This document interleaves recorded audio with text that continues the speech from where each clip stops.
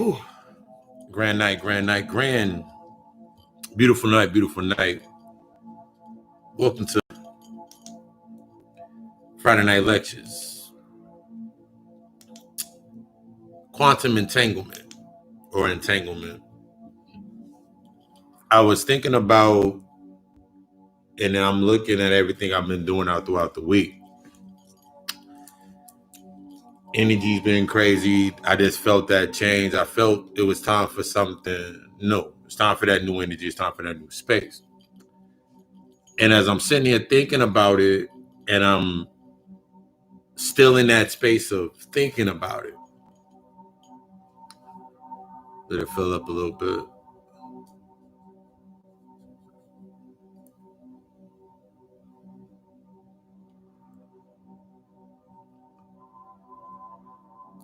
As we're moving into this space, this thought process, this paradigm, this new energy, this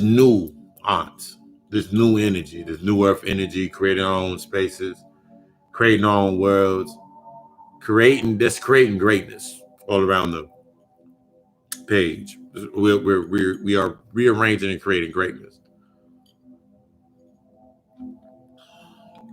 A lot of things pop up to me that show me further that there's no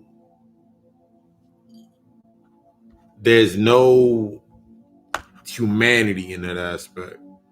I was watching Castlevania yesterday. No nice little wind out. Watching Castlevania. And I was like, Castlevania. Castlevania had got a lot of science in it. Got a lot of hidden cues. And when you paying attention to it, you start seeing it. And then I was thinking about the only way something can affect you, the only way something that could affect you is you come here and drop that ashe so I know you in here with us. As you reach a certain space, you start noticing that when you're in a certain paradigm, when you're in a certain shift, when you in the shift, and you start noticing the way things are panning out, the way things are happening, you start seeing the same shit over and over and over again. And what I mean by this is you're always going to see two narratives for us. And this is two narratives that I've noticed that is for the culture and the overall, that they'll always try to attack. And there's no secret to they continue attacking it. They always attack the black man and the black family. We know this. They gave you another example of attacking the black man with Nick Cannon, entertainer, one of their entertainers. They gave you an aspect of somebody attacking him. They gave you 50 Cent.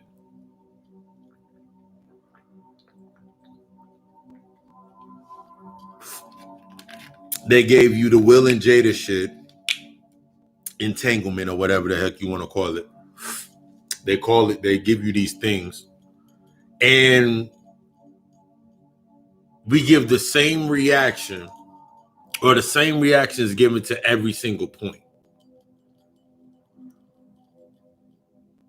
It gets tiring. It gets tiring after a while because you're still subsequently putting yourself into this mindset. Ooh, I forgot to put on my favorite one. We're continuously putting ourselves into this mindset, waiting for something outside of us. I ain't cut my hair. Didn't put my bandana on there. You put yourself into this certain mindset, waiting for something to happen based on making you feel good. One of the biggest feel goods that hit is that common narrative of needing a leader. The common narrative of having a leader, the common narrative of those are relationship goals. These are the goals that I'm striving for. Not understanding it's only based on something feeling good. How many times have you heard in the aspect of someone having a conversation Why can't you act more like him? Or why can't you act more like her? Why can't we be more like them? Why can't we do this? Or why can't we do that? It's all based upon the structure that you set within yourself. It's all about the structure that you set within yourself.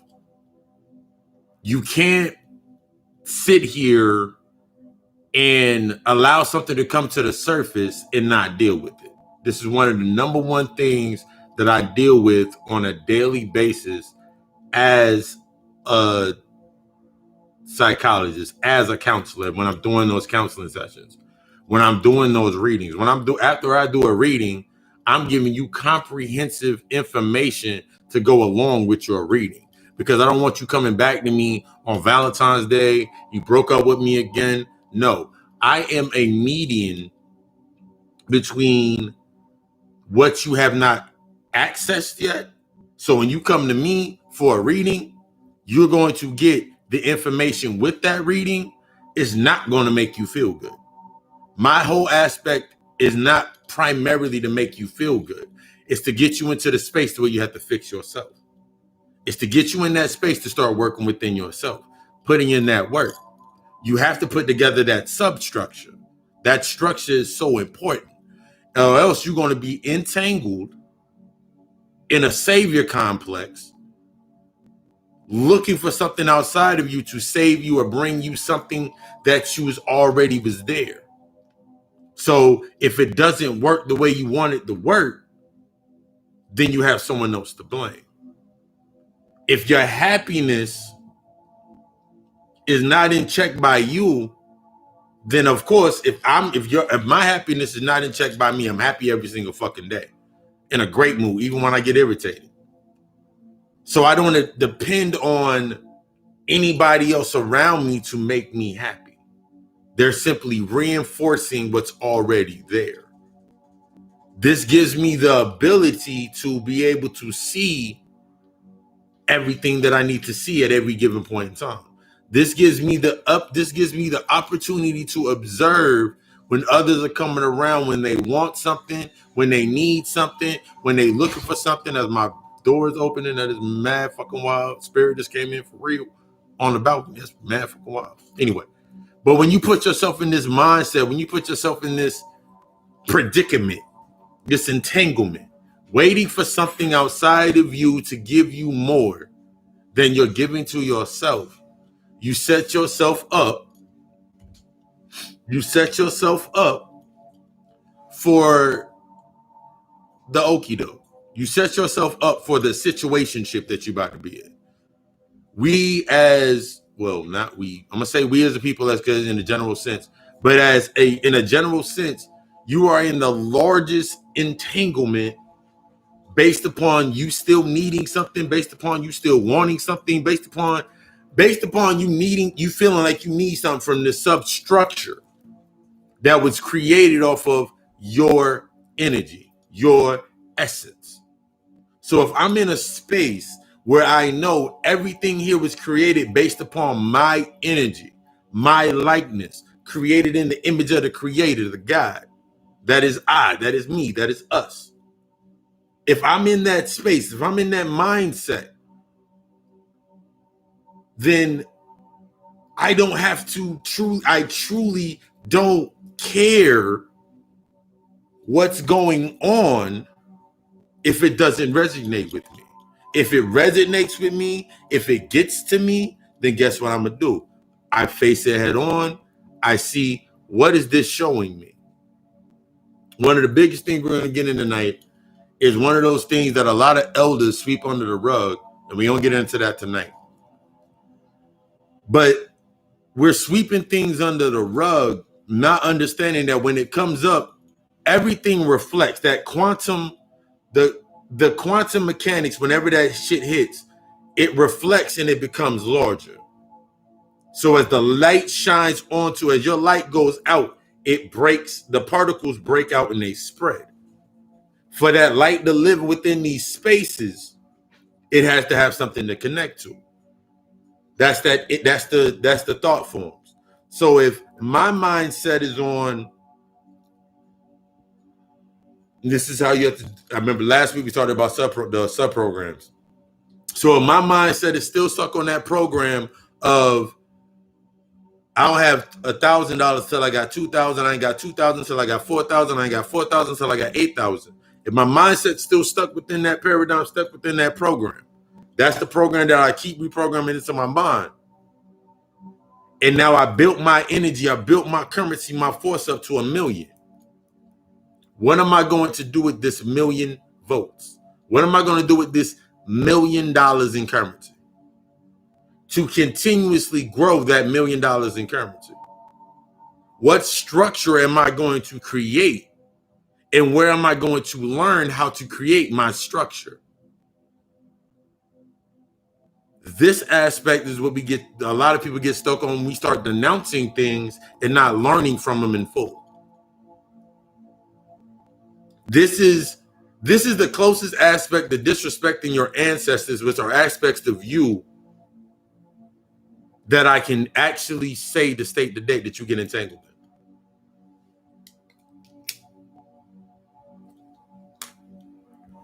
Because till this day, and I contact with my grandmother's in close contact with me every single day. It's a rosewood wand. This was her favorite tree. My aspect, I never once heard an ancestor of mine, direct line to me, denounce any religious text, no matter how fragmented, how plagiarized it may be. Plagiarized simply means copied. So that means they had to copy it from somewhere in fragments.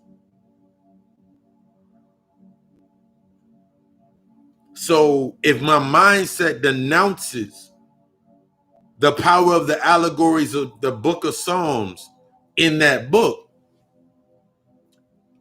I leave some of my power on the table.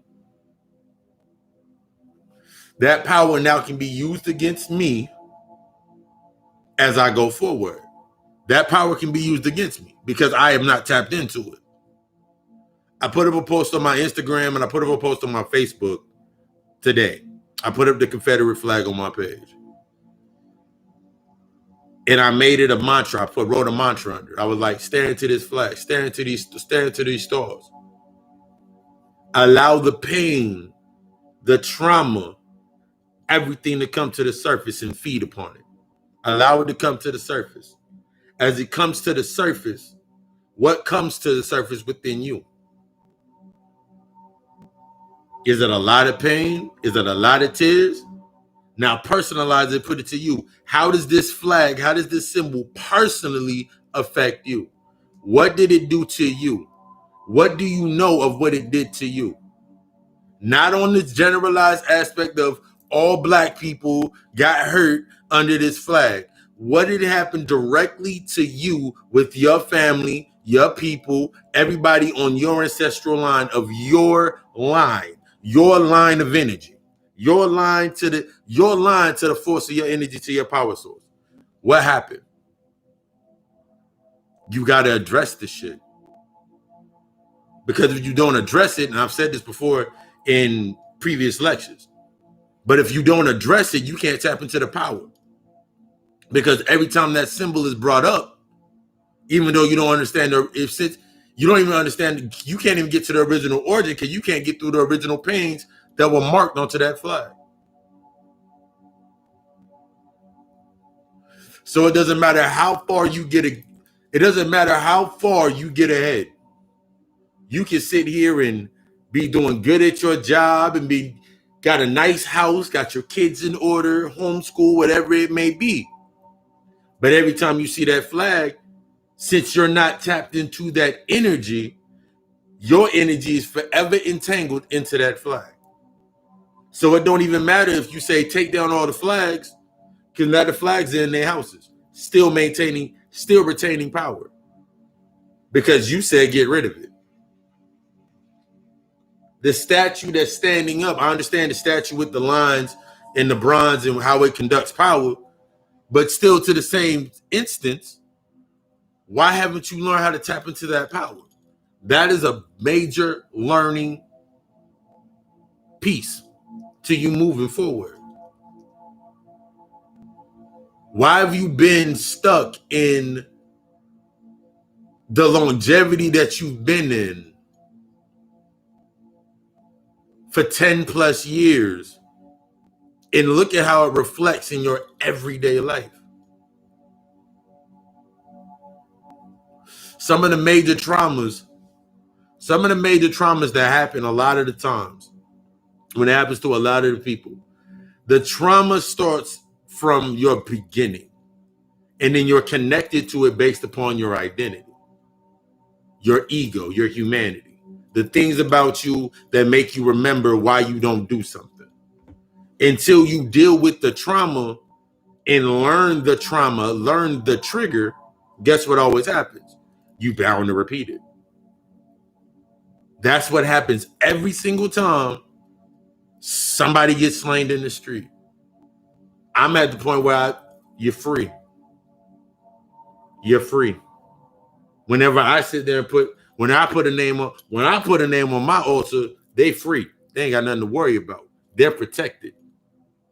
Because that's my purpose. That's what I'm supposed to be doing. So everybody looking at the Breonna Taylor thing, her name on the altar. She gone. She free. So anything that needs to happen is going to happen. So I ain't got to worry nothing about that. Keep going about my day. I don't have to be entangled within a sub-constraint system that is only going to drain my energy, to take my focus away from what I'm doing. Because if every time you allow something to come up and it affects you or it phases you, all you're showing yourself is that you have not healed yet. So then you want to say, I want to send out we got to protect this person. We got to protect this person with all of our energy, put our energy into protecting this person. If you're unhealed, when you project energy to protect something, whatever you protect, whatever energy you send out based on where it comes from, what it transmutes to is what it creates on the other side. That's the quantum part. So if I take my protective energy and make a protection bath or a protection ritual for somebody or a abundance ritual for somebody, that energy is free and clear. It's pure protection, pure abundance. It's because I'm healed. I healed myself, went through my shadow work before I even stepped into that space. So when they get that energy, it's already vacuum sealed in the physical sense, but it's also in the aspect that energy is true protective energy. But if you're sending out protective energy and you are unhealed, you are creating a martyr for your energy. You're creating a martyr every time you get mad and you want to go march in the street. All you're doing is creating martyrship. That's not godhood, that's martyrship. Martyrship is right up above, is right there on that same martyrhood, is on the same parallel, the same polarity as slavery. You're a slave to your emotions.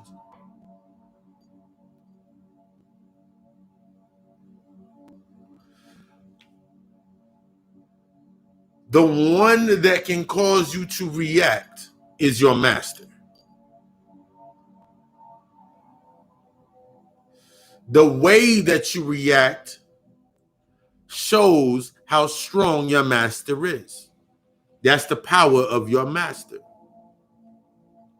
Power of your master. So, what are you entangled in? Remember, it don't affect you unless it's within you. It don't affect you unless it's in your DNA. It's in that marker that you have not dealt with.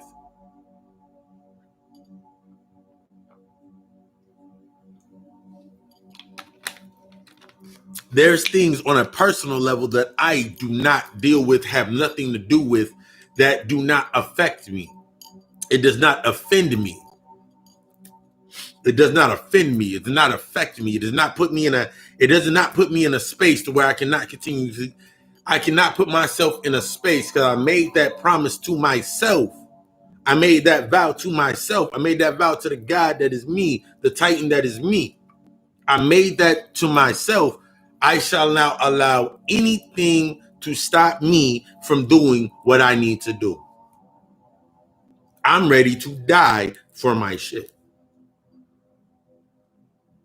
And since I have the understanding of what death is that gateway to more knowledge. And until my purpose is over, I know that I'm divinely protected.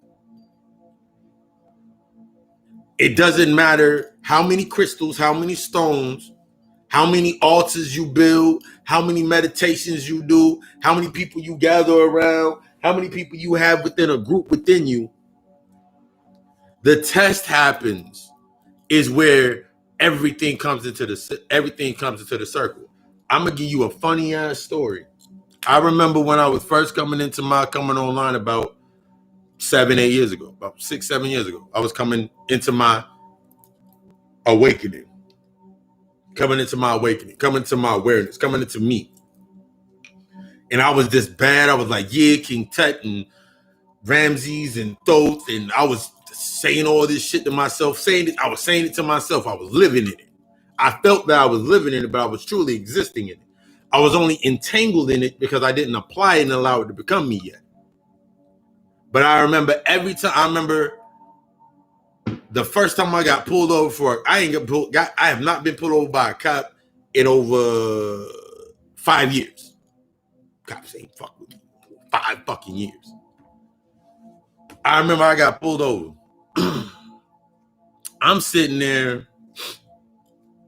Ra went out the window. Anubis went out the window. All the protectors went out the window. My ancestors went out the window. I said, Jesus, make sure I do not go to jail. Make sure I do not get a ticket.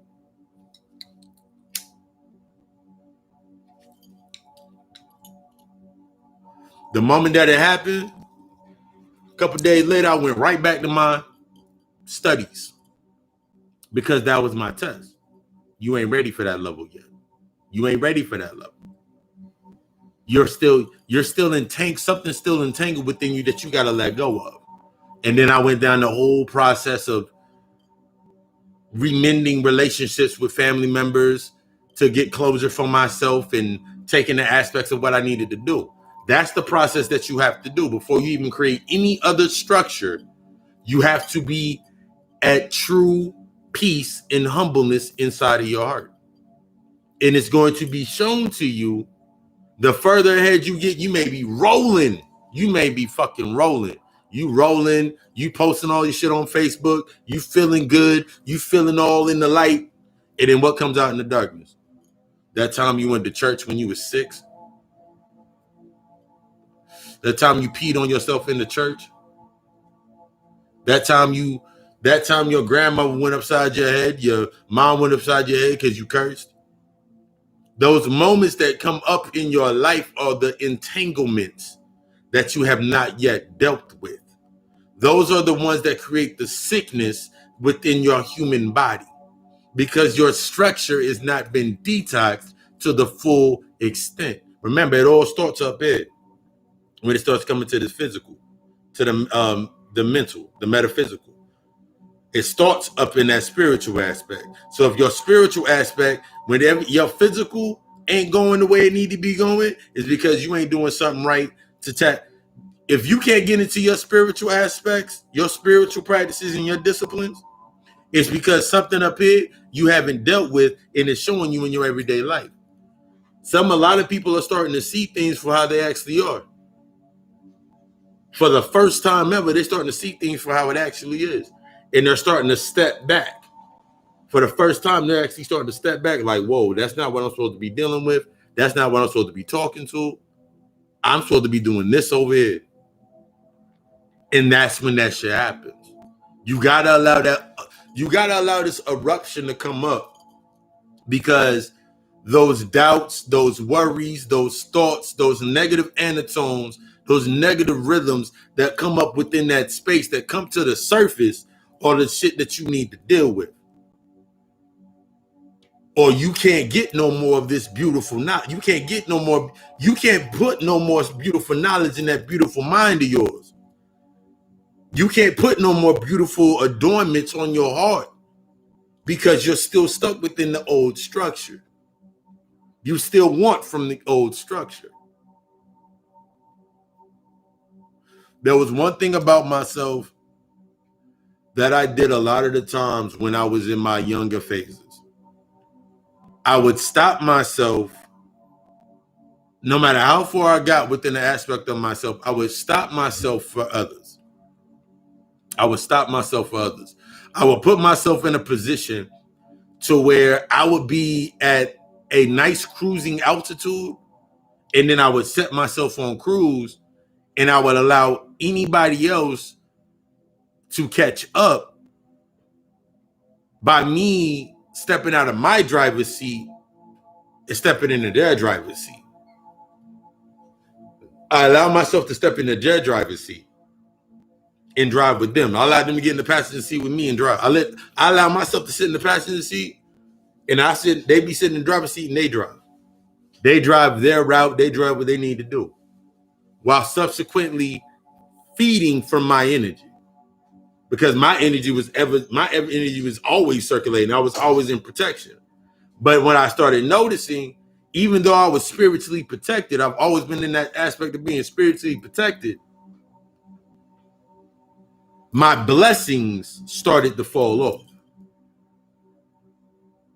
My blessings, my abundance started to fizzle. My wealth started to fizzle. My prosperity, my strength, I was drained more because I was putting all of my energy was in this space staying stagnant, and I wasn't charging my own shit.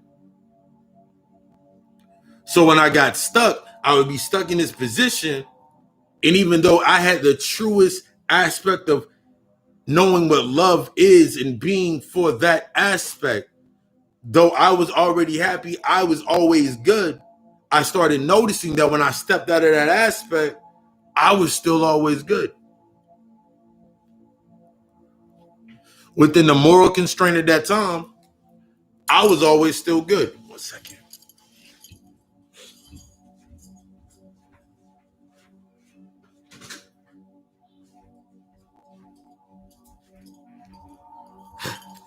Okay, I'm back. When in that moral constraint, I was still good.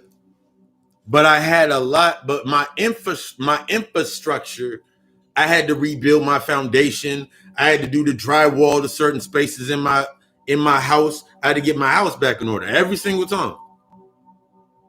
But every single time that I started getting my house in order, this is when people were like, oh, he acting real different. He acting real funny. He acting real different. When I was only I'm doing the exact same shit I was doing before I met you. I'm going to do the exact same shit I did before I met you. With or without you. One of my biggest plans, I remember looking at an aspect, me and my man Cyrus, my dude that keep my fade fresh. Keep my beard and my fade fresh. He was having an aspect, we were talking about one of his mentors, he was like a tax consultant, but he was like, yo, you got to treat everything like a business. And I remember I chimed in because I was like, yeah, I've been waiting for this. I'm waiting for this type of conversation.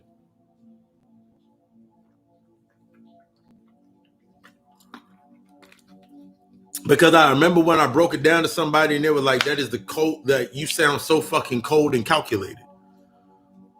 But it sounded cold and calculated to them because they did not have the understanding of the context of what I was saying. I'm about to say it right now. I treat every relationship that I'm in, friendship, love, business, whatever it is, I treat them all like business.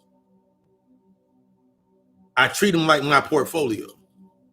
When I come to the table, we set the intentions of this merger, what we're going to gain from this merger, and everything that's brought in while that relationship is in standing is an investment into that relationship.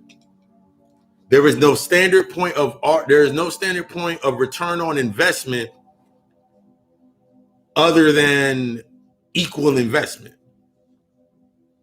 So when I come to the table, this is what I bring to the table.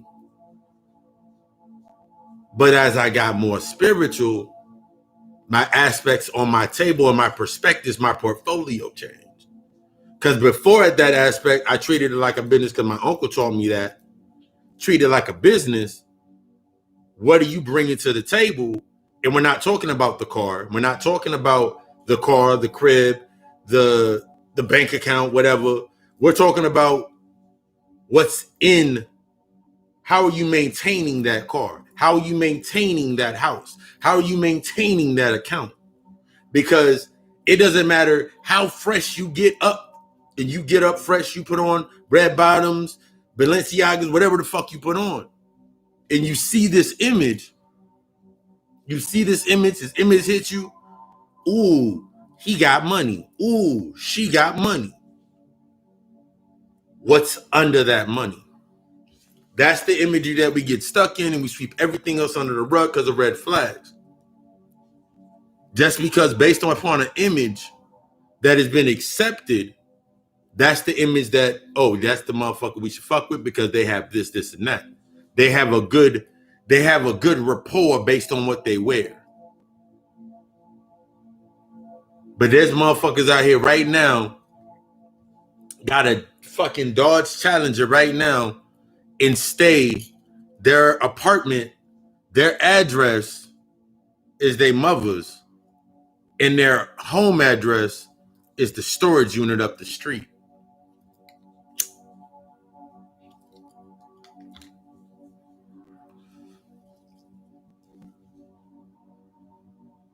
They in and out of town, and their favorite line can be, I'm in town for a night, or I'm in town for a couple of days, or I'm in town for a couple of weeks on business. And you never see what they fucking do. They put all their money into the fucking gold BBSs. They put all their money into the gold BBSs. They go get a nice suite over at the Hilton or wherever, Waldorf, whatever. They go get the nice room, nice suite. They take you to the nice place. So now your mind, based on imagery, based on the sub program, but don't fuck with nobody now unless they have no fucking money. You falling for the money, but you don't understand their structure. That's the entanglement. Your trauma allowed you to attach to that entanglement. Now your savior complex or the hero complex kicks in, that they're going to save you from yourself. I'm doing bad, but that person got money. My uncle always taught me, until you have a budget for yourself and a sustain and a structure for yourself, you can't make a budget to budget anybody else in. I got a budget within my budget for contingencies. That contingency budget is now the household budget. I have my budget for my personal self. Then I have my contingencies for my personal self. Then we got the household. Then we got the contingencies for the household being built. So I have the substructures. So now that I've been able to maintain this, now that I'm able to maintain that structure, now I can create the substructure. Now I can go deeper within. Now I can create the substructure. What's my substructure? Right now it's like kids and dogs chasing fucking cars.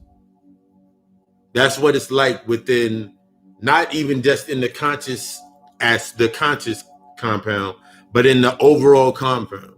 Like dogs chasing cars. You get your tax check, you going over to that used car lot. You got your stimulus check, you going over there to go buy that TV. You got your unemployment check, you're gonna go do this. Hey, kids with cars. The shit run out, then you back to square one, but now you got a TV. Now you got the car that need work on it. The TV acting up because you got that bitch from your boy Chico up the street. Now the TV acting up. Now you ain't got the money to get it fixed. Now I got a big ass gap in the side, and you leave the door open all fucking night, so flies now flying into the fucking TV. Now you got flies. You got flies flying around the lace fronts on Love and Hip Hop. So now you stuck within that space. Now you can't do nothing else. At first, in the beginning of the week, she was entertaining. You was out every fucking night, but now you aren't out every fucking night. And now you're mad at who?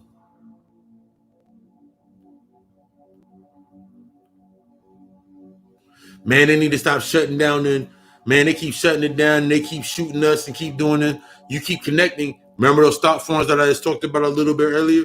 Those are how you create them thought forms. Not only are these thought forms, the thought form is created by you. The thought form is then taken by the conduit or the refractor of your light and your power. And then they use that thought form in order to survive.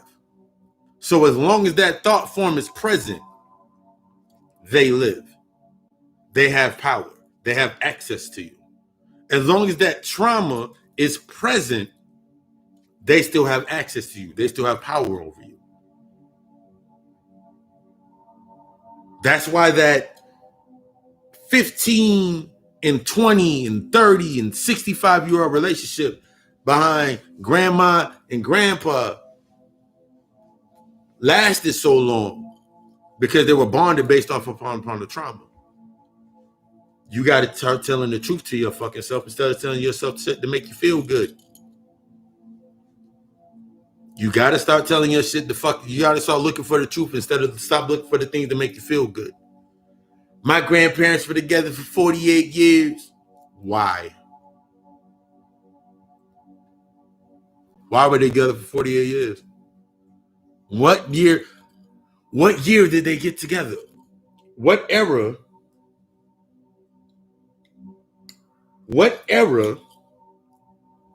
did they get together? Was it during the Depression? Was it during slavery? Prohibition era? What era did they get together? That's the contradiction is where you search for your answer. The contradiction is where you find your truth.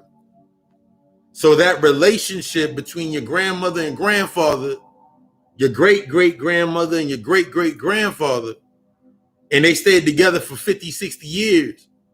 What era were they in?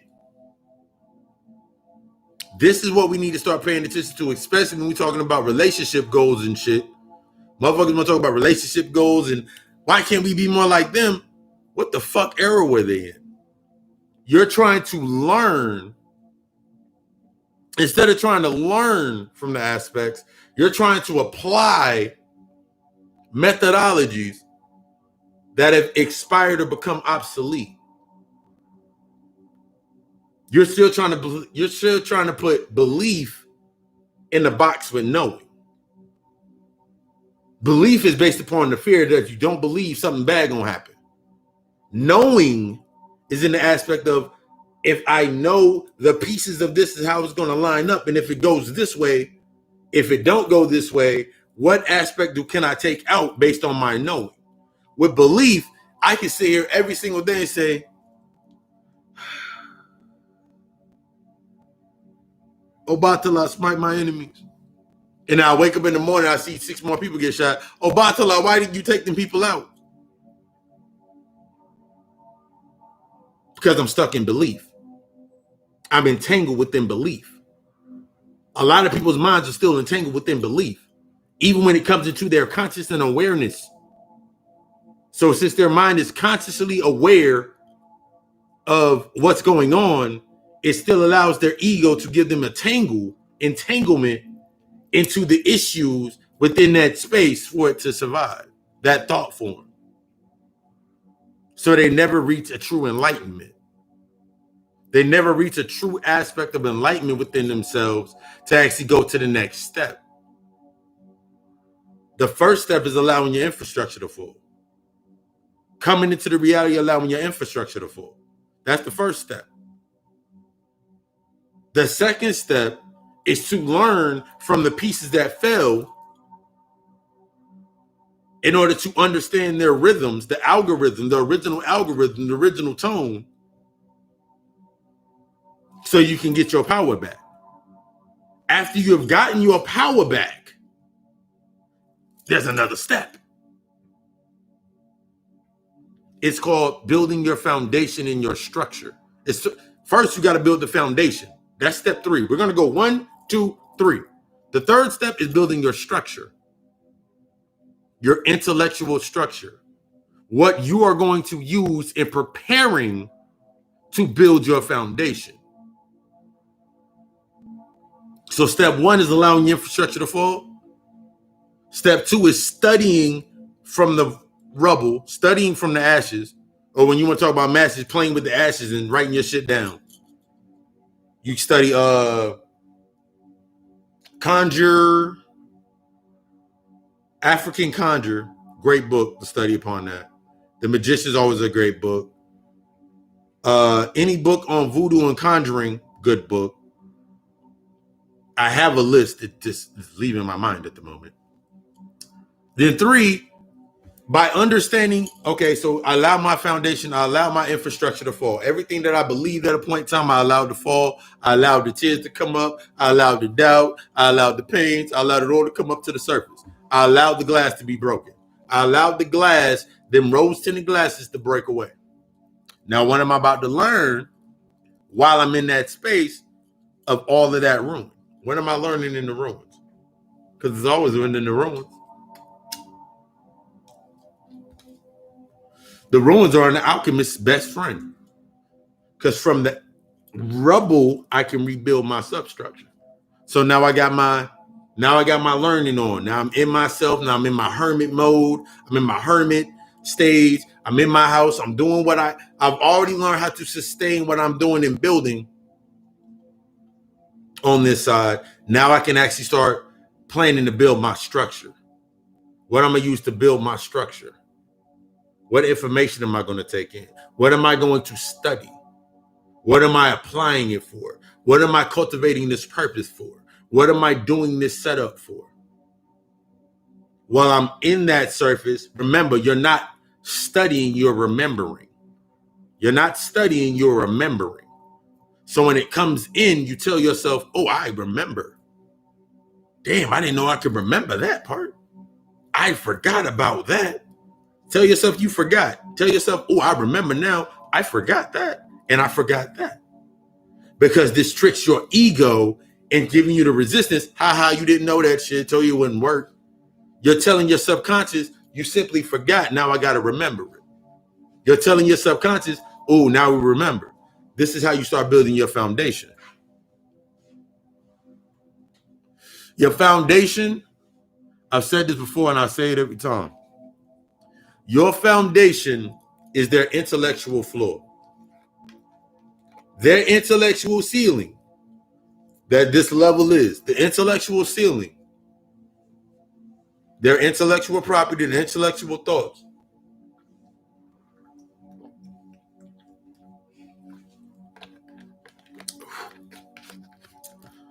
That's your floor. Your genius is your foundation in your structure. Your genius, that's your structure. And your intelligence, that's your foundation. That's what you build upon. You build upon your intelligence. You create based upon your intelligence. This is how this realm is put together. Based upon its intellectual understanding of what needs to be understood to keep it in play. This is why they can put a big ass Confederate flag. I saw a video on Instagram today and I laughed my ass off. I said, nigga, they still doing this shit out here. They had their Confederate flags out, and the middle flag had White Lives Matter too. They had the Confederate flags all the way around it. And the dude hop out the truck and he got a half can of spray paint and he's spray painting. He's trying to spray paint Black Lives Matter on the fucking flags. And it's a horrible fail because it's not working because the spray is not, it's windy outside. You were like, yeah, while I'm on your side, I can't breathe either. I can't breathe either. That's what the white guy is saying. And then the white people are not doing anything but standing there saying, I'm on your side, I'm on your side. They have on I can't breathe shirts and everything. They're saying white lives matter too. They're using that energy within that space unconsciously. And then the chick said, I'm gonna get a picture of his license plate too. I was like, why? Why are you getting a picture of this man's license plate for? He's protesting silently in his own space, doing his own thing. And then you jumped into his space. You jumped into his business. If you had any fucking sense, with the dead, lay with the dead. If you had any fucking sense, you'd have been like, I like that. You would have stood there and took a picture with the fucking Confederate flag. Use that energy for your fucking purpose. The structure's already fucking built for you to learn from based on intellectual aspects. How are you taking it in preparation for what you're doing? Because this is one main thing when it comes to this economic thing. And I'm not the economic one, I'm the spiritual one. But I have aspects. My aspect is to study all and follow none. So every aspect becomes spirituality based upon my mindset of the occult and understanding the hidden aspects in order to tap into that power source. So now, Confederate flag sitting there. I go study the history on the Confederate flag. It's the same thing when you look at the constellations. There's 13 flags on that motherfucker. The 13th in the center is you. So it automatically taps back into the same thing with the Jesus narrative. And then you understand the Jesus narrative. You look at Ganesh, you look at Thoth, you look at any of these images, these symbols, they're all aspects of the human brain or the mind. So you know the 12 cardinal nerves. So all my cardinal nerves are all active based on the senses that have to be activated within them neural paths. So when I look at that flag, all I see is I need to see how many of my are lit up and online. Until my shit is all online, my cardinal nerves and my pineal gland is on full operation. My nexus point right here by my medulla oblongata is online. That flag is going to bother me. Because every star on that flag represents a trauma in my personal life that I have to work through. When I master my traumas, when I master my demons or my damians, gain the intelligence or the energy or that genius from the deity that was created based on the thought form that was created, that star lights up. X marks the spot. I'm online. I'm ready to move forward. That's where your power's at. But if you look at it as anything less than your power source or energy for you to tap into, you steady going to be looking at every time somebody says something about it to make you feel good. White people are savages.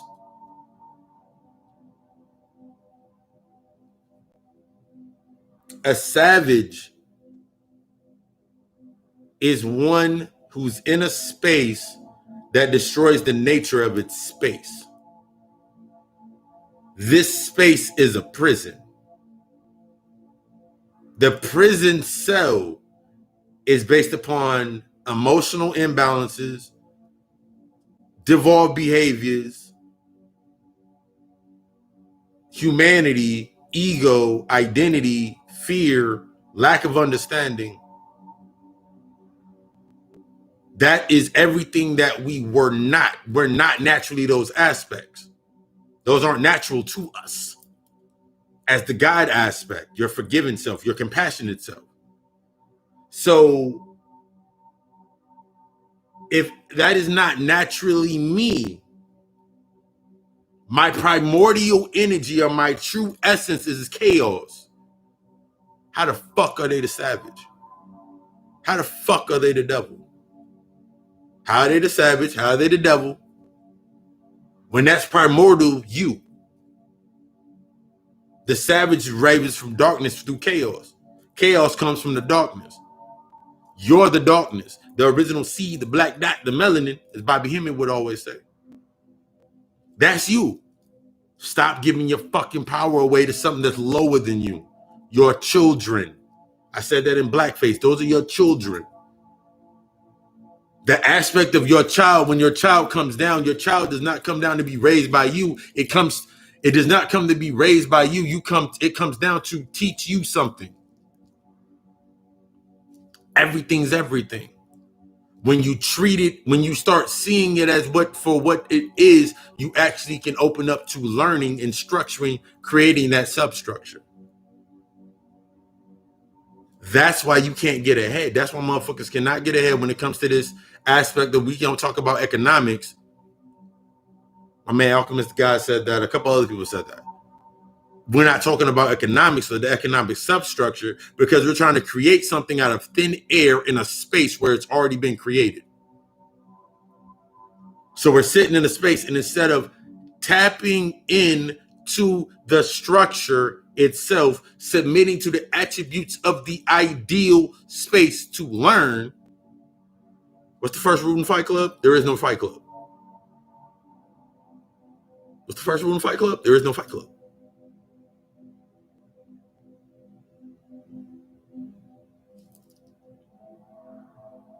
But you want to orchestrate. The best thing you can do is we gonna march. We gonna protest. We're gonna go buy Sharpies. We're gonna go buy pencils. We're gonna go buy poster board. We're gonna go find some sticks. And we're gonna go stand in front of Citibank.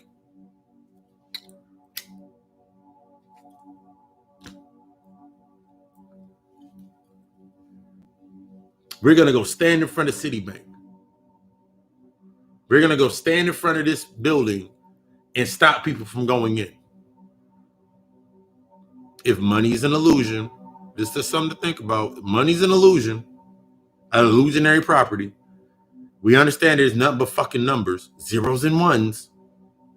They don't need the motherfuckers to go into the bank to give them their money.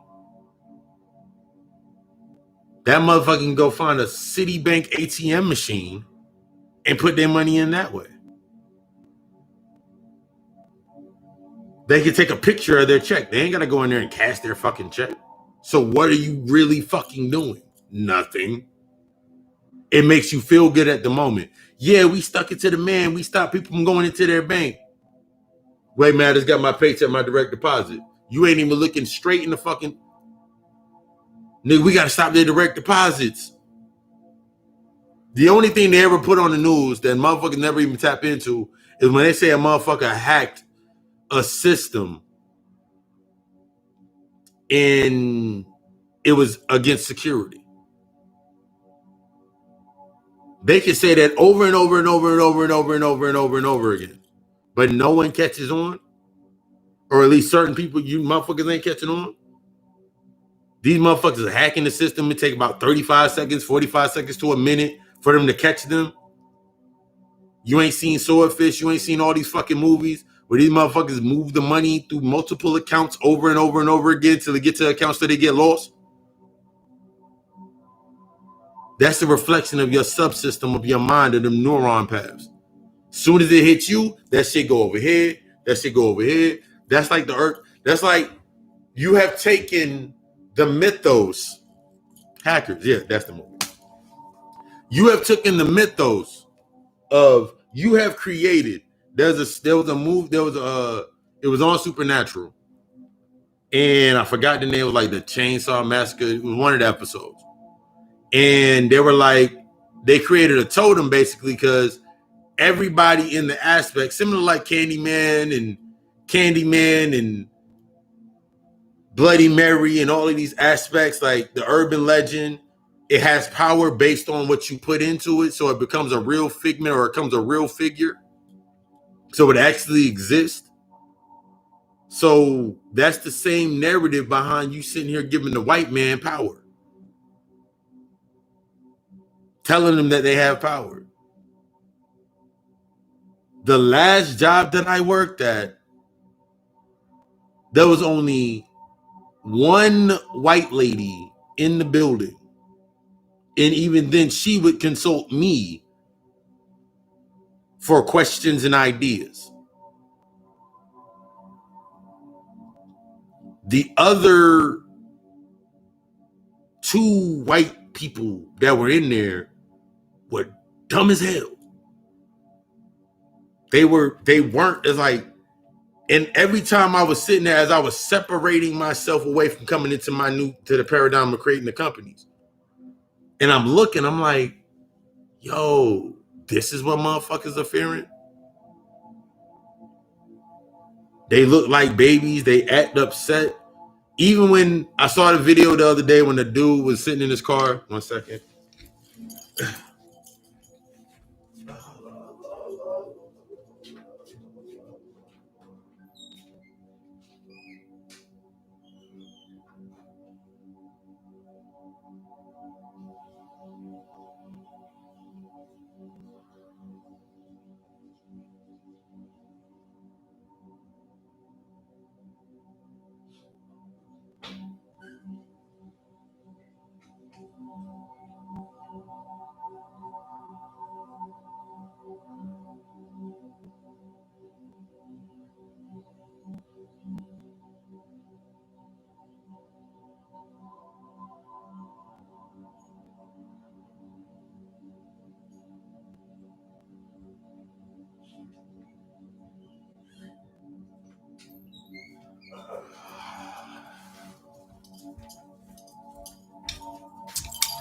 Water. All right, we back. Sorry. But yeah, so you looking at this aspect of yourself and you're like, oh my God, this happened and this happened over here. And they're killing this and they're doing this. You're giving them more power than they're actually even known to even fucking have. On one aspect, the contradiction is, if you knew they were created, they were grafted, they're like the youngest aspects on the planet and whatever. They're the youngest aspect on the planet. How in the same sentence, the contradiction is they're in power. Now, the contradiction defined to sever this entanglement. To sever this entanglement is, if I'm the one that's saying they have power, everybody around me saying that they have power, and the only thing that they do is act like they have power based on being able to define the word or the intellectual aspect. How much power do they truly have how do I take away the power of the intellectual property? By studying it, by learning it, by allowing the old paradigm to fall apart, to study from the ruins, and then build my own structure. Because after I have my structure in play of how I'm going to build my first foundation, I can go back to that $1 million. I can go back to that $1 million. Now I got $1 million sitting on the table. Now I have compartments to put my $1 million into.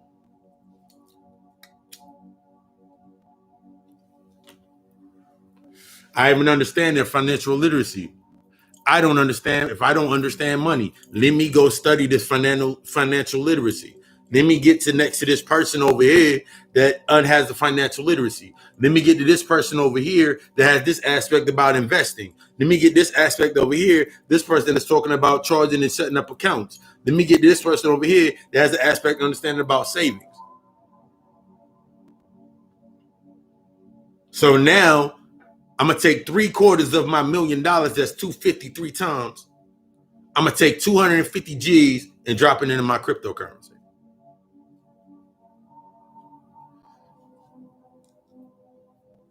I'm going to take another 250,000 and drop it into my investments. What am I going to invest in?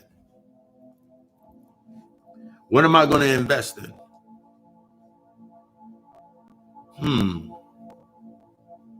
Niggas are going crazy over toilet paper, so I can invest in that. Niggas is going crazy over guns, needing guns.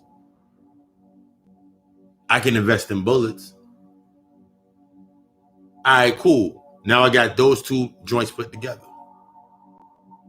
Now I got my savings or my company account. My account, me, is the company account. And now I got the profit or my savings.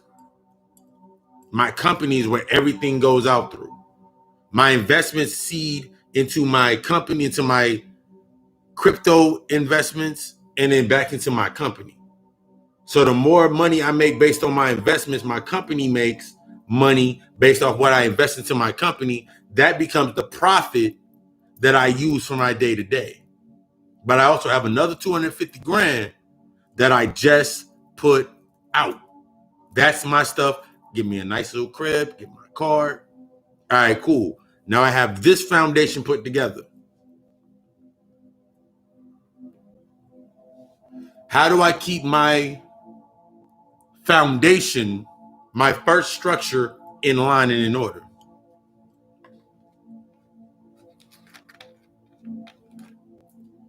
The only way to do that is to separate yourself away from the individuals, the entities, and the energies that keep you away from looking into money, that keep you away from looking into going further.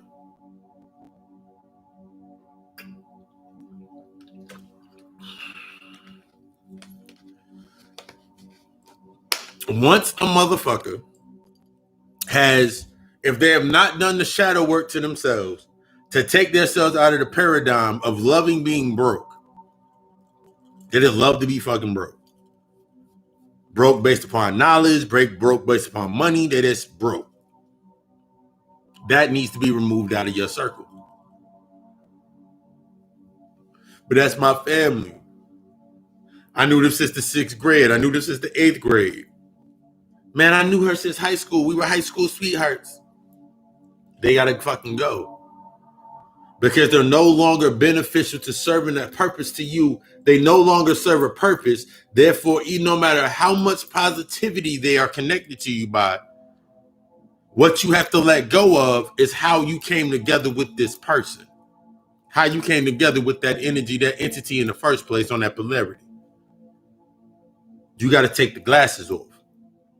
They were your savior. They were your first. They saved you from your what is that word? Your innocence. They helped you maintain. They made you feel good about losing that innocence, your virginity aspects of you. Trauma bonds, yes. So you got to understand what bond are they, how are they bonded to you? Are they bonded to you based upon a balance or an imbalance? A lot of the people that I knew in high school, I knew them in high school based upon we were in high school. But after high school, we separated because their mind, their mentality was still within high school. So from that gap that was created from the ones that were released from me based upon high school, I filled that new space with the people that I knew when I was in college and I was doing my other shit. But then as I graduated from this aspect, the motherfuckers that were still stuck in the college mindset, I left there. Unconsciously leaving motherfuckers behind. Until I got to a stopping point. Everything started coming to the surface for me with a lot of things based upon I was distancing myself in a way, but I wasn't dealing with my distancing. I would distance myself when things got too close to me, because for it to get close to me meant that I had to understand an aspect of myself before they can get close to me. If it came to the surface, it would have to be discussed. I didn't want these things to be discussed, so I stayed entangled in the lights, in the glitz, in the glamour that I created based on my lifestyle at that point in time. But my lifestyle, the glamour, everything I was doing, that became the tools in which I operated from. This is what happens when we start using these tools to operate from. When we start using the car, when we start using the house, when we start using our status in a system that is inherently flawed. And without those things, now we're calling ourselves flawed because we don't have that. And then that feeds the trauma, that feeds the trigger, that feeds the thought form, that feeds the trauma because you haven't dealt with it.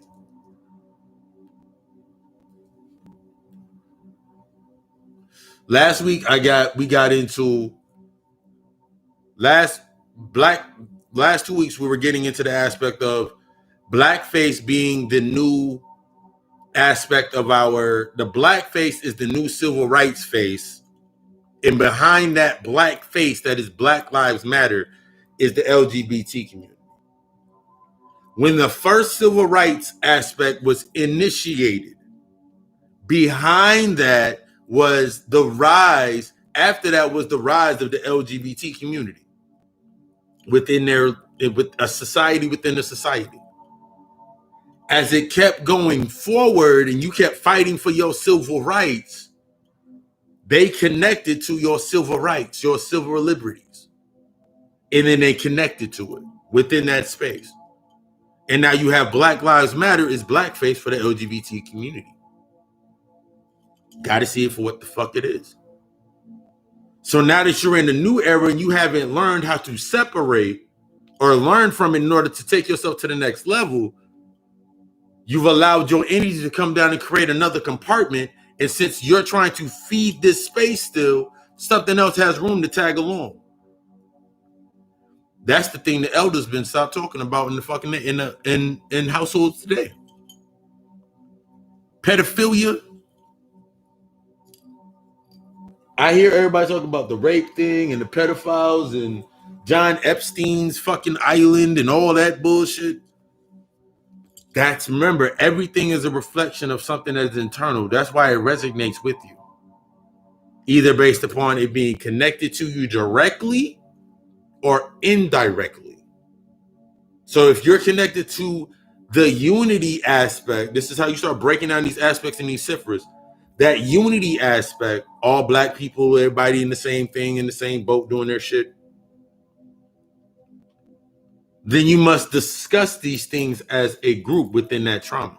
Either you're going to live out the traumas in a whole and that energy now triangulates and now, not triangulates. It actually triangulates and it creates a new access point, or you deal with it in yourself so your energy no longer can tie to it. That biggest thing that happens in the narrative of the black community is the molestation and the pedophilia anyway. That's one of the biggest fucking things. One of the biggest substructures that's swept under the rug. We don't talk about it. We don't deal with it. We don't deal with it. He a pastor now. They take care of the family now because the initial flaw of without the house, without the car, without the job, without the money, you can't survive. This person can now subsequently connect to that and use that as the tether to feed from you. The same hand that can starve you is the same hand that can feed you. This speech comes to the same hand that can starve you based upon your trauma. So what are you willing to go through? Remember, we are already naturally, it's already been prophesied, put into that writing that we are naturally going to be able to go through what the fuck we had to go through anyway. You got to go through this shit to get to your next level to understand why you can sit on your fucking throne as a fucking god. But you got to deal with the aspect first before you can get to the next level.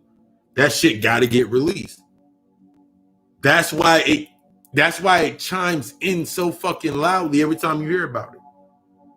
And here you are creating another nexus point for now.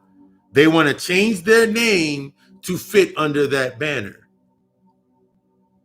And they've been testing you the entire time, giving you little tests. Transgender.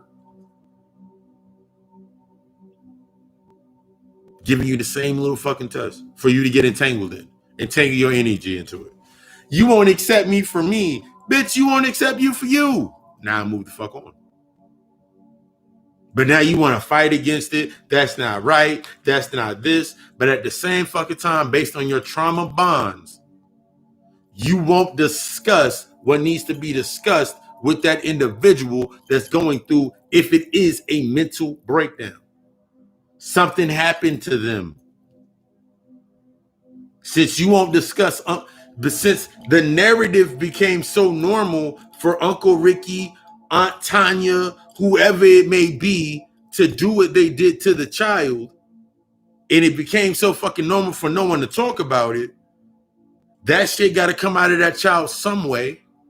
That shit got to come out of them some way. They got to get attention away from the original attention based on what it was. The old, what will be the old construct, what is now obsolete, or the patriarchal, what becomes toxic masculinity. When we're now in the aspect, we understand what divine masculine is, the balance within both of those aspects. So anything under the toxic aspect is an imbalance.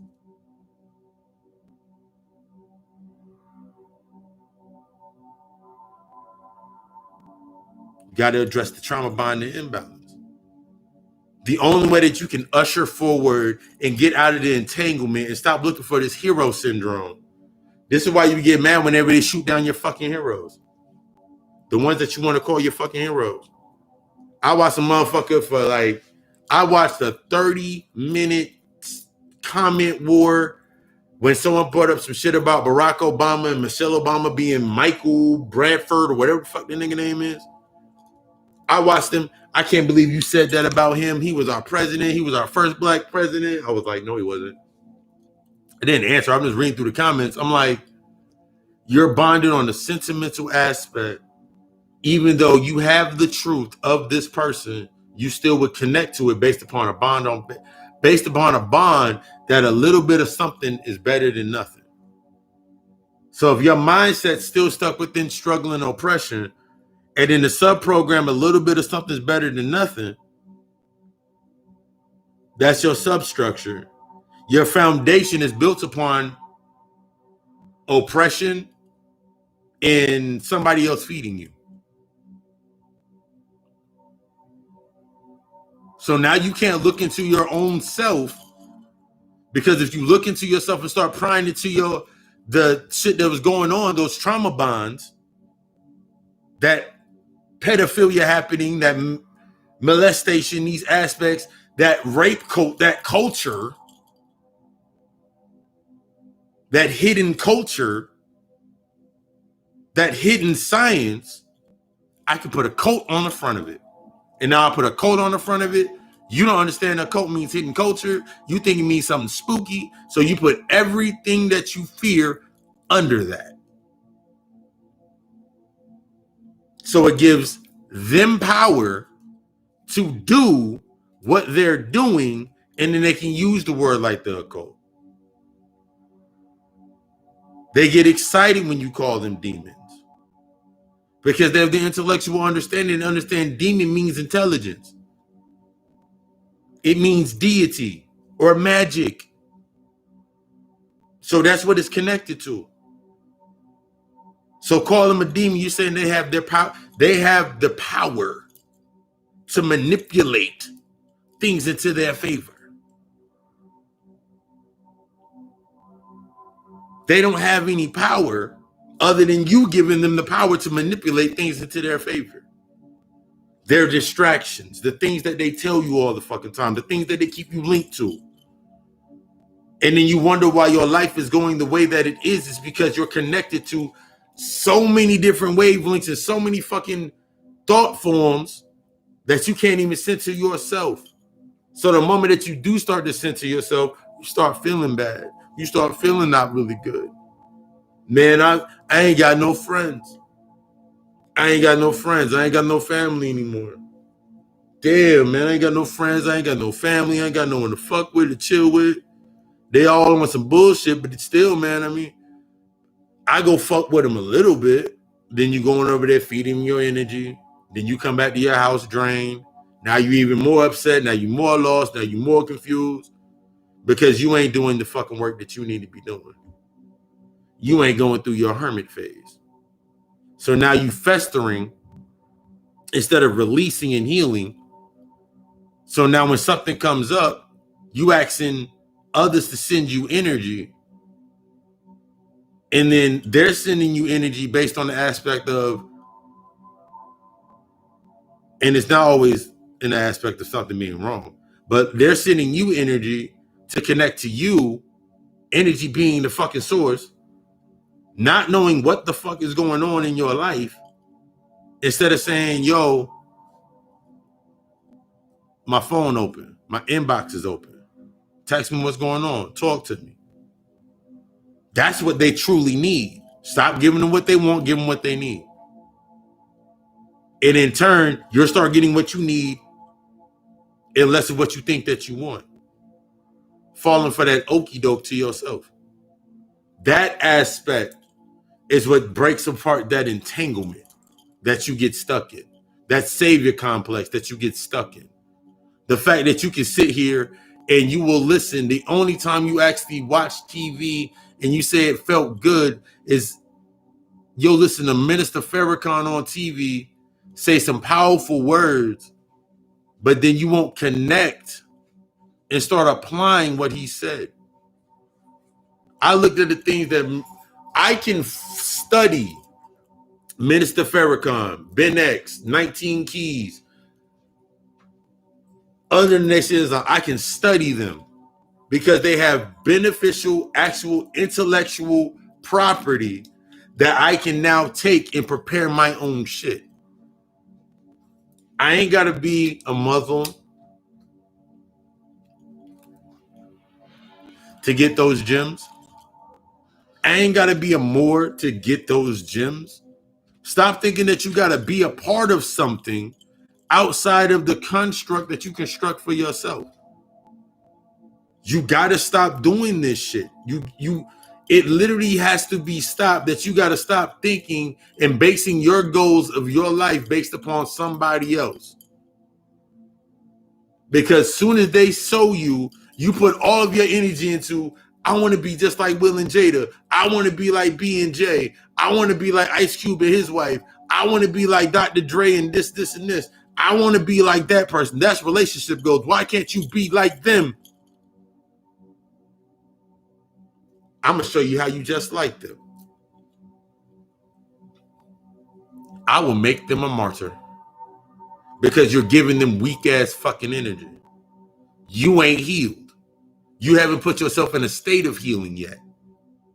So you're still trying to connect to something that seems to look better, but you don't understand what's going on under the surface. Since you don't know the surface of what's going on under that surface, it just shows you that you're not looking at the surface going under. You're not even going to the subsurface of yourself. Because the surface is, nigga got $1 million, nigga's a billionaire, she's a billionaire. No, he's a millionaire, she's a billionaire, millionaire. They came together, made billions. So on the surface, that's why they still fucking together. That's the constraint of that's how they're entangled, based on the subsurface level of money. The surface level is money. The subsurface is the kids. But what's under that? Okay, the third level is the ideology. She got to be happy and I got to be happy. I'm not going to deal with her. Okay, cool. Now you got three surfaces. Now you got that top layer, you got the subsurface, then you got that inner surface. You still on the surface level. You ain't got to the core yet.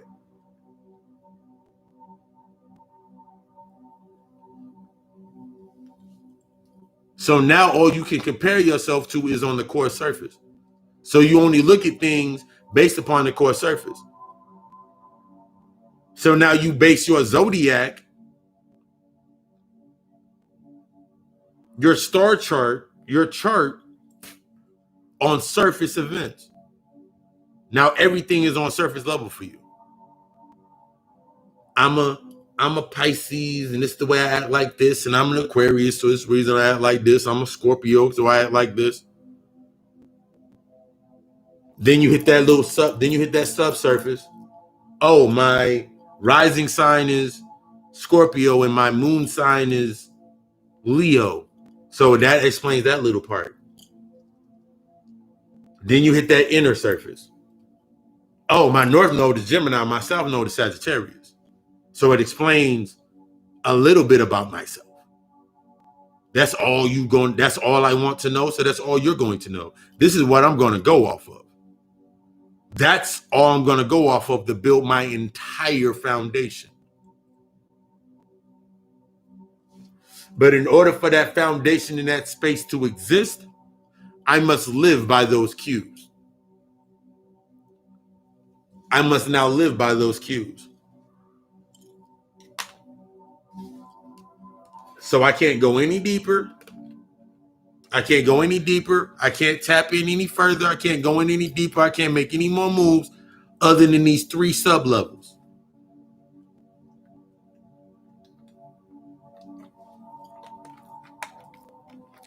So I now have to wait until I'm put into a position for the trigger to be activated, for it to come to one of these subsurface levels of myself to deal with it.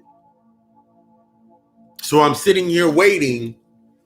So basically, that's why whenever I say you say fuck them kids, because when you say fuck the kids, you're unconsciously doing it if you're not giving them the information, because you're not building on the information that you need to build on. So you're automatically saying fuck them kids.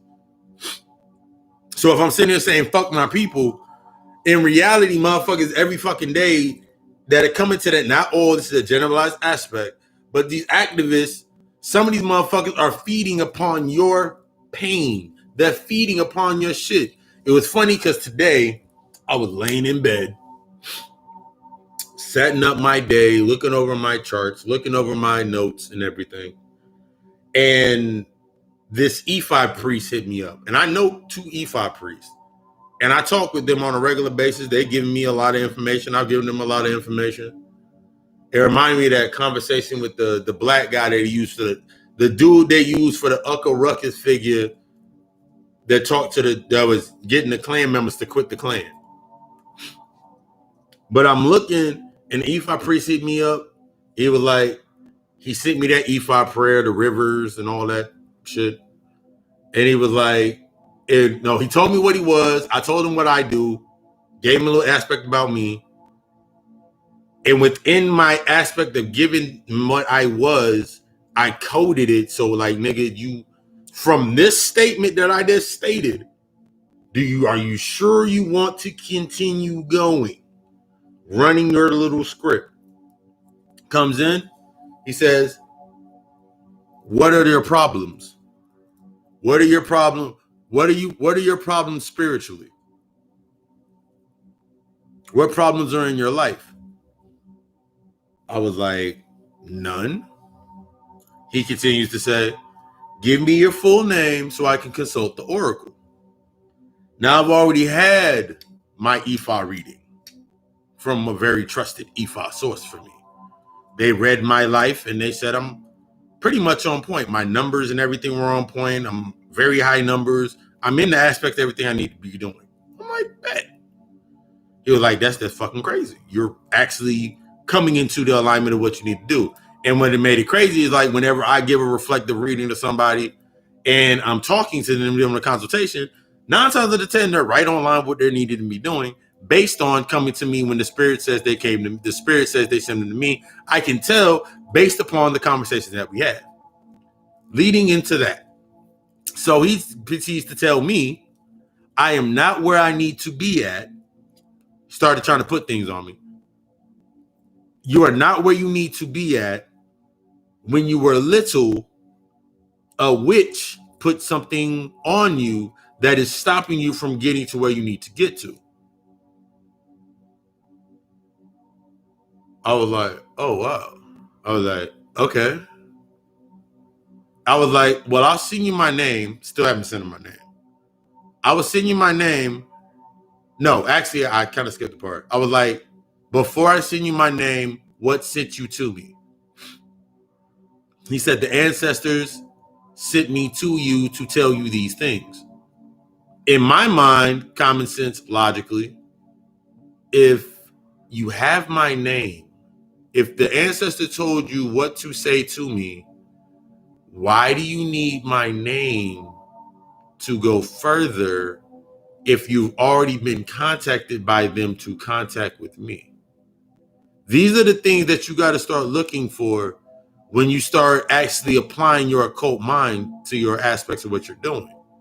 Because now I'm sitting there looking, I'm like, oh, this nigga was going to try to use my name and put things on me, like put cops and shit on me and all this other shit. I shall decline and go on about my business. That's the aspect of what you do every single day to become entangled into something. By encoding, and I went over this in the podcast, by encoding your standard, your perspective, your thoughts into other entities outside of you to be at a certain way so you can move in a certain way. So you have an excuse to do what you're doing so they can further have an excuse to do what they're doing. So nothing actually goes forward. So you can't build anything. It's like if I was to walk up to somebody and be like, I remember having conversations with my people. And it's just crazy because now I'm having these conversations. Now, 8 years later, I'm having video chats with my spirit squad, with the team, and we're talking about actually building in these aspects that I wanted. These are aspects that I was already mentally charged to do with my blood family in that aspect. Like I was the one that orchestrated idea was like, I put together an entire LLC plan before I even launched the LLC. You know, you got to put the business plan together. I put together Divine Tier LLC. That was the LLC. That was the bonding agent. We were going to do the house flipping, renovations, and the real estate game. Under that, while it was nice and hot and nice and steamy, we were going to slide in. One of my cousins transitioned. I worked with him. That's where he brought the idea back to me. And my other cousin, they do the walls and all this aspect of things. I was like, yo, we can literally get in and I understand the aspects. I'm the financial aspects of we can do this, we can get this. They're not loans. We can get this property, equity. I understood the whole kit and caboodle for doing it. When it came to doing it, I was like, yo, but we all got to put in this much money to invest. It came to the point where I was like, if y'all ain't got the money, it's bet. Cool. I will front you half of what you, I will front you a percentage of what you need so we can get this shit popping off. After the first year and 6 months, put together the most beautiful plan. After the first year and 6 months, on the 6th month, when it comes time to reorganize and put everything together, reinvest and put everything in, I'm going to ask at that point for my original amount that I put in to invest. My half. I'm going to call my half back. All you got to do is give me my half that I originally gave to you to invest into the company. That's all you got to do is pay me half. Your original half. It wasn't like this aspect of you sitting there and like, nigga, I need every bit of dollar that you made since we did this. I just wanted the original half back. Didn't want to go through with it. First time I used that idea. Second time I used that idea, my aunts and my mother, they wanted to open up a restaurant, little soul food kitchen. I was like, bet. Gave them the same exact spill, same exact deal, same exact contract. They didn't want to do it. That started showing me, I got infuriated. I was infuriated. I was like, man, you can't have a family business because these motherfuckers are going to think I'm going to take money from them. I'm the financial advisor to this aspect. I studied for this. This is what I do. But now I'm looking at them. It wasn't on me because they're still in the same spaces they were in when I made that offer to them. And now they wish for that offer. They wish for that aspect to happen for them. That shit's gone. That door is closed. I'm not there no more. I've grown since then. That's the aspect of when you break in that entanglement. When you get stuck in this family shit.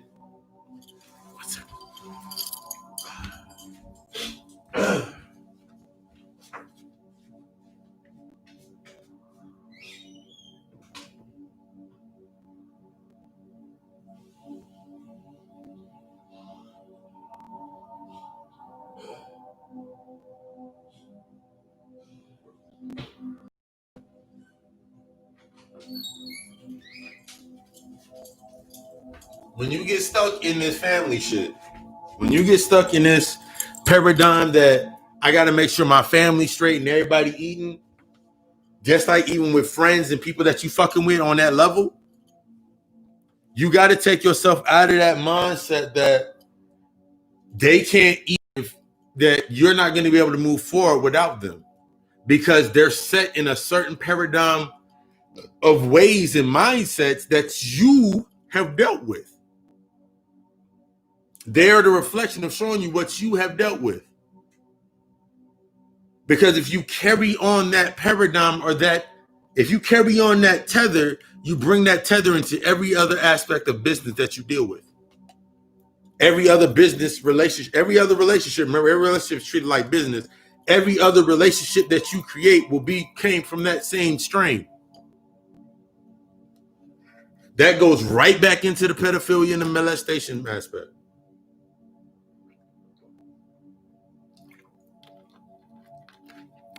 Going unhealed, as my homegirl Rebel says, they became untrained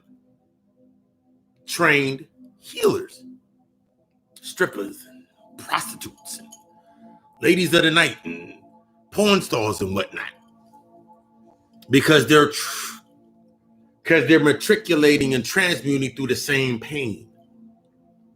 They're going through this aspect of this pain through this same space, and now they're matriculating that energy through their entire space.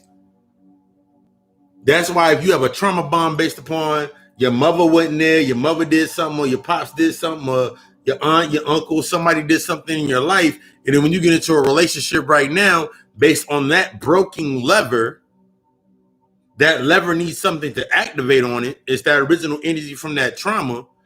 That lever now becomes a trigger in your present life. Press this lever. I don't want to deal with that. It comes to the point to where you can be in a relationship for 5, 6, 7, 8, 9, 10 years. However many years that it happened. And you are actually in an entangled situation because the traumas that led you to this person that they're allowing you to be yourself or be a certain way and not challenging you to grow. Since they're not challenging you to do anything, you're not going to challenge them to do anything for fear that if you challenge them, then they'll leave. But after a while, this is why when you start coming in different aspects, when you start dealing with other people, other entities, other energies that are stronger and are of something that you want, the spirit leads you to where you fucking need to be led to. I've had many conversations. I'm gonna say conversations where I can hear the hurt within the individual. And I've had the conversation with the individual. And I've had the breakdown with the individual. They schedule their $90 call. They schedule their hour phone call. Best hour you will ever have, based upon your intention on wanting to grow, true growth. They have that phone call. From that phone call, we set up whether they want to have more counseling sessions.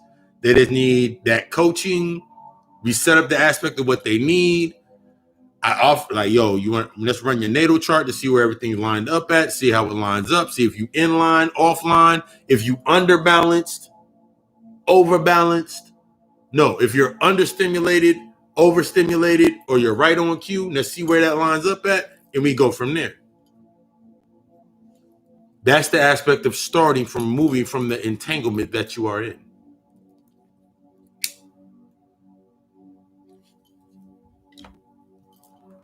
Traveling into those dark corridors of your mind actually to recharge the light that is within that space, bringing it to the surface, that thing that you need to deal with. When you start dealing with these things on a normal level, on a normal basis, you start noticing the changes that are in your life. And I've told motherfuckers, the shit it's not going to be primarily good. Overall, it's going to make you better. Good and better are two different fucking things. It is not going to make you feel good, but it's going to make you better. Because it is healing you, not treating you. Treatment makes you feel good. Treatment makes you feel good. That's why when you go to the doctor and they give you pills, you feel good for a little bit and you go back to being bad. Healing you makes you feel better. Healing you is naturally attached to your soul. Treating you attaches to your ego. Because you clean up a little bit, you clean up some shit, you move some shit around, and now your ego has new spaces to hide within and bring more shit out. It's a needed process until you bring yourself into balance. But if you're stuck within the entanglement, then rose-colored glasses. Remember last week I was talking about motherfuckers speaking through their trauma. So now they're at a point where they don't most people are at a point to where they don't even want to have a conversation with the initial effect of the original cause. Whether be their man, be their girl, be their mother, have that conversation. They don't even want to have a conversation to ask this person for anything in that aspect for fear that it's going to cause more of a gap. Ask the shit you need to fucking ask. Speak what the fuck you need to speak. Allow it to come to the fucking surface. The only thing that's going to happen is either you are going to ultimately be better after the bruise has fully healed. Motherfuckers don't like healing from the fucking bruises. They become masochists. There's a scene in Castlevania where there's two alchemists. There's the white guy and there's the black alchemist. And the black alchemist was a slave, and the white alchemist, like, he basically Menendez brothered his he basically was the only child Menendez brother to his parents and set the motherfuckers on hot fire in the house. His partner in the game with him, he was a slave and he was being beat on by the priest. And now he was like, there's a scene where he's whipping himself with the whip to remember that there is no love. So he's initiating himself, he's reinitiating the trauma so he stays on his path. What motherfuckers are doing right now, you are reinitiating trauma to stay on your fucking path. To stay on a path that's not leading you to no fucking where.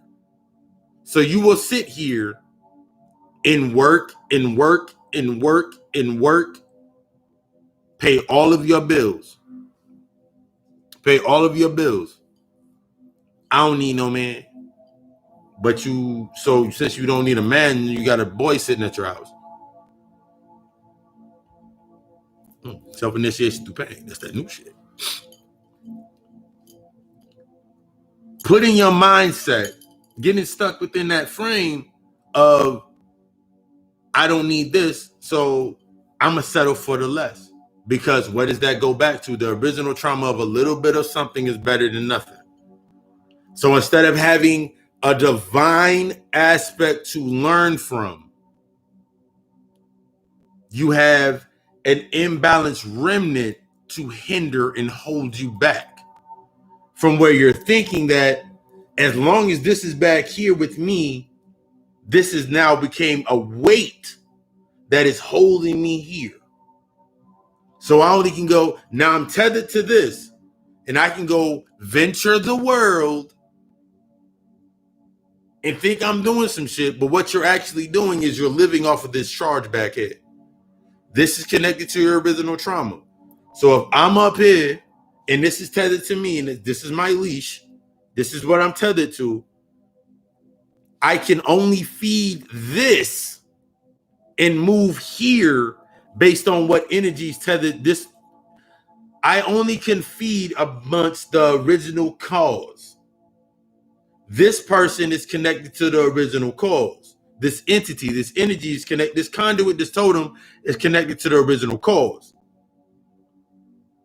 So as long as it's connected to the original cause, I can't get lost. But I'll feel lost. I'll feel alone. I'll feel like there's no one like me. No one's going through what I'm going through. So I steady feel more alone. I start matriculating this ideal. My entire life becomes within this space. I am now entangled within this. I'm now entangled through self-initiation through this pain over and over and over again. Now, everything I do, everything I connect to must have this same algorithm of pain.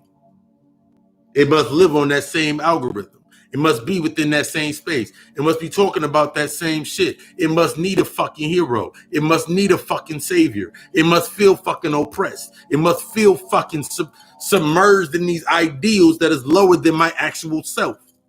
Now it needs to be that because that's the life that I created for myself. That's my structure. That's my foundation. That's what I stand on. I'm existing. Why the fuck would you want to exist?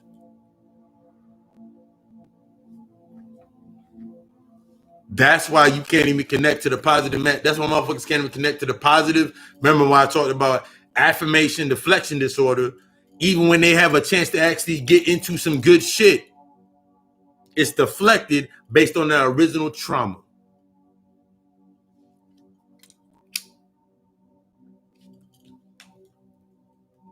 That's how you block your blessings. That's how I blocked my blessings back in the good old days. That's how I blocked my blessings. I refuse to block my blessings now. My energy is even higher. I'm in a whole different fucking space. I'm pulling down different fucking shit. I'm going to fucking sleep, pulling down books and books and books, flying on, in my mind, in my visual, whenever I get a new download of information. Whenever it's information meant for me and I'm equated to skulls equaling skills, if you look up here and you see these little butterfly skull heads, that's where my books come down on. This right here will fly up to me with some new information and drop it off. And I sit under my tree and I scribe in my little book and I'm writing down the little shit, whether it be for Meditate and Elevate or the podcast or the lecture, the information, and I'm scribing it down. Then I go grab the information. If there's a book that's acquainted with it, that I need to reinforce it to make it pop, then I go find the book. But 90% of my information now, 95%, that shit's over years and years of study. That shit's over years and years of shadow work. And then I present it to you. Study all and follow none.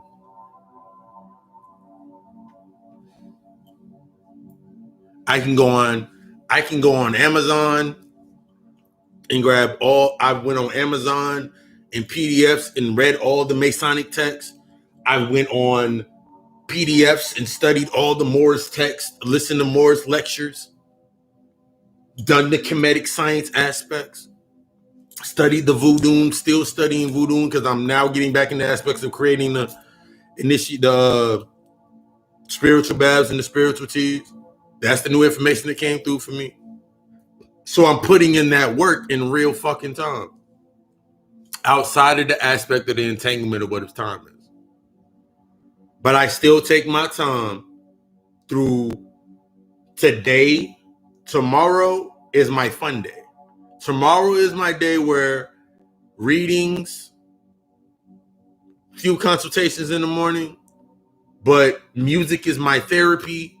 So I'll create music. I'll create all the new music and tracks for all my video ads. I might look up a couple video ads, make a couple videos. I'm in the study looking up for creating that television network because I was watching Big Brother Dame Dash on my Instagram. I was like, nigga, Dame Dash Studios is fire. This nigga create his own fucking series. Nigga, that's power. Nigga, that's also Shingo energy. Check the nigga birthday. See what that nigga energy is connected to. That nigga is a fucking Martian. Always gotta be stirring up shit and making conflict. This is the aspect of when you start studying yourself. Taking yourself to that next level. At this point in time, you've been given a new your infrastructure is fell or is falling. And what's falling with it is creating that gap between what you used to create that substructure. It's been happening. It's been needing to happen. It has needed that right spark. For some people in my life, nigga, I was that alchemist that needed to come through. Change some shit up. Make it spicy. For some, it took me being removed from that aspect of their life for shit to fall into place. That's the balance. Just like when you go outside on this plane, and if it's raining right here in front of if it's raining right here, I can guarantee it's not raining on the other side of town. They didn't need the nourishment. They still need a little bit of that heat. That's the balance. That's how you learn how to tap into that energy. That's how I can look at that Confederate flag and that shit light up for me because I'm dead on the spot, right in the middle where I need to be. I'm on point where I need to be. So when I look at the flag, celebrating myself. When I look at the swastika, understanding each one of those 90-degree angles are the elements of my light, which one do I need to tap into? Which one have I not tapped into yet? That's why it keeps getting on your fucking nerves. That's why you keep getting mad at it, because you yet do not understand it. That's why you have that hatred or that anger. Remember, there's only two emotions, love and fear. Fear is from fear From fear is hatred. From fear is hatred, lack of understanding, anger, rage. From love is happiness, compassion. Everything else trickles down from that. So the reason that you hate it so fucking much is because within it is an aspect of you that you have not yet understood yet. I was listening to an interview the other day with XXXTentacion, and he said some shit, and I never listened to his music. I will listen to his music for the rest of the day, because that's when that spirit hits you. I remember I used the old music to channel. I use that new music to conjure. When they transition, it becomes old music. When they transition, it becomes old music. So XXTentacion transitioned, that nigga music became the old. He was up there with the old heads. So when that came through, I'm looking at it, he was like, it's past black and white. It's more on the mental aspect. It's the mentality. So he was tapped into an aspect, and he put that little jewel out there. So I look at it and I'm like, I never even heard that from that aspect. That's when you know you're getting in alignment with some new information. You fall into a new alignment. You're doing what you're supposed to be doing. Because remember, knowledge is not knowledge if it does not make you think. Knowledge is not knowledge if it does not challenge you.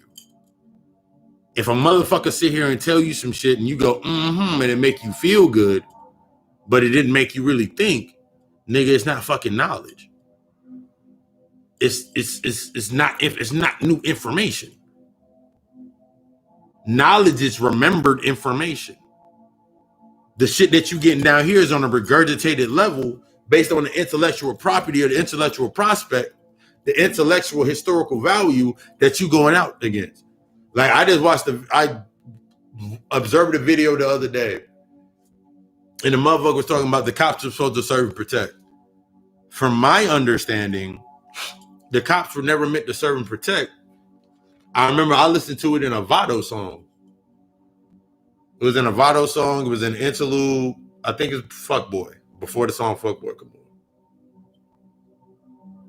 on. But within the song, he's talking about, let's talk about the, what's it called in the ballad? It was a Malcolm X speech. And Malcolm X is telling them about they're here to protect the intellectual property of their master.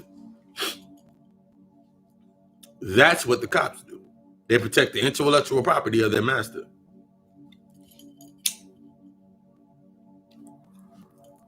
Remember, intellect is simply the floor. Your genius is the foundation. And your intelligence is the structure. So if you go anywhere above the intellectual floor and think of something within genius, genius simply means the want to do or to understand. So when you look at a nigga on the corner selling fucking cigarettes and CDs to feed his family, he's orchestrating his genius. So when they policed him, they had to bring him back down to the intellectual floor so he didn't write. Yeah, the Ballad of the Bullet. I love that fucking shit. The intellectual floor, put the hands on him, choke his ass out on that floor to say you can never rise above that floor. That's the symbolism behind the trauma. But you want to sit here and put it, I understand, I knew what you meant. Either way, it was in a song, so ballad still fit. You always got to put it in your favor. So they putting you on that floor. That's the symbolism. So as long as it affecting you, but a nigga's knee on somebody, but that nigga's knee on that nigga's neck, no matter if it was a crisis actor, no matter what the fuck it was, what are you learning from it? That as long as you are still stuck within the intellectual aspect of yourself, you are not demonstrating your fucking genius. You cannot gather any new intelligence and make any new moves. You might as well let that motherfucker put his foot on your fucking neck. Until you have demonstrated your ever so great genius and start creating shit, you still gonna be stuck in the same space. Preparing by subjecting yourself to the attributes of the ideal space. You want money? You gotta study the motherfuckers that have been in money for the last 100 fucking years, 150, 250 years. Because before that, you understand that we didn't have an aspect of money. We didn't need money. We didn't have an aspect of money until we created gold. But you got stuck on the Mansa Musa story, but you still didn't go past that. What the fuck were we doing before that? Oh, nigga, we was bartering. Oh, nigga, we was thinking shit. We was we were creating shit based on that intuitive knowledge. So what was the need for the fucking money? So when you look at that in this aspect now, and you look at an aspect such as that, nigga, they were doing that shit electronically or basically on sending them neural paths back and forth mentally, which is the energy, which is electricity, which goes into the binary or the zeros and ones. So what are they doing now in the digital or the age of knowing as a counterpart or a sub-program of the age of knowing, digital currency?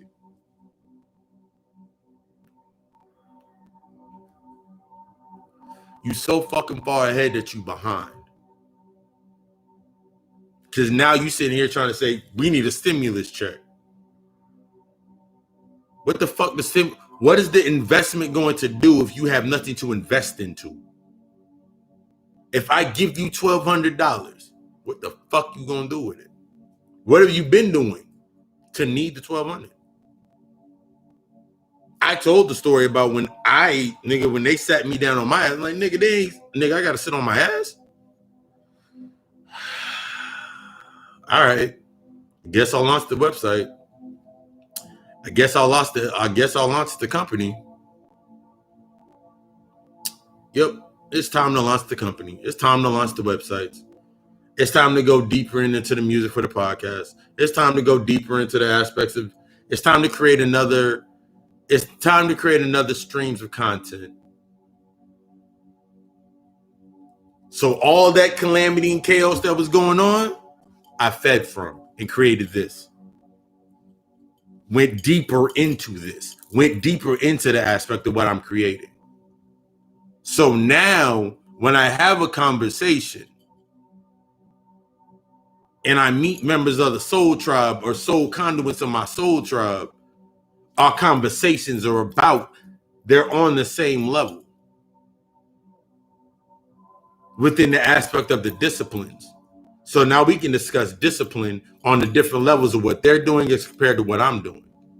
So now when I come to this table, I can come to the table with something. I'm not just sitting there like, wow.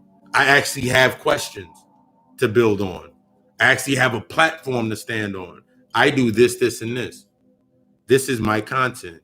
This is what I do. From that aspect, I understand there's no going fucking back. So I have content that I create every single fucking day. That's how you get out of the entanglement.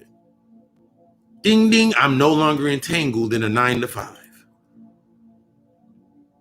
I was watching Conjure Queen earlier before I even got on the lecture. That leap that you need to take, that's when that net appears. When you take that leap, that subsequential based on your thought process, that's what appears for you to land on. So when I made my jump from working at Red Lobster and Seafood, and I made my jump, I landed onto my website. I landed on the Occult Alchemist LLC.com. I landed on the Occult Alchemy, my Shopify.com. I landed onto my YouTube channel, Occult Alchemist. I landed onto my podcast, the God Hour Podcast. I took another jump. Started doing the readings and the natal charts and getting deeper into those aspects. Took another jump. I know y'all see them, nigga. I know everybody, if you see the little glowing orbs of light around me, nigga, I know I ain't crazy because I'm seeing them and I'm looking at the screen. So I created the aspect of the God Hour Podcast, the live edition, which is going to be 7 p.m. every fucking Tuesday. I'm dropping that. Readings, free 2-card readings. You want a more in-depth reading, it's $20. 3-card reading, $5. And built from that nature, I made another jump. Before I even did it, I did my reading. Did a reading for that show. Everything lined up as a confirmation. Send it to my homegirl. That looked like a confirmation. I made the post. That looked like a confirmation. They were just reinforcing what I already knew. Sat down. The old me would have been upset based upon, nigga, I ain't getting no views. I ain't getting no money off that. Da, da, da, da. The old me would have been upset because I was looking at it from the aspect based upon money. I went in there. I did an initial reading. I did a reading afterwards. That's like when I did the podcast episode. I ended up doing a 5-card reading. I made basically $20 within that. No, I made $45 within that hour. I made $45. No, 30, 60 plus 20, 80. I made $100 within that. Within an hour from that podcast, I made an hour. I sold 2 more spiritual babs. Did another reading. No, I actually made 40, 60. I made 100. No, I did make 100. I mean, I was right.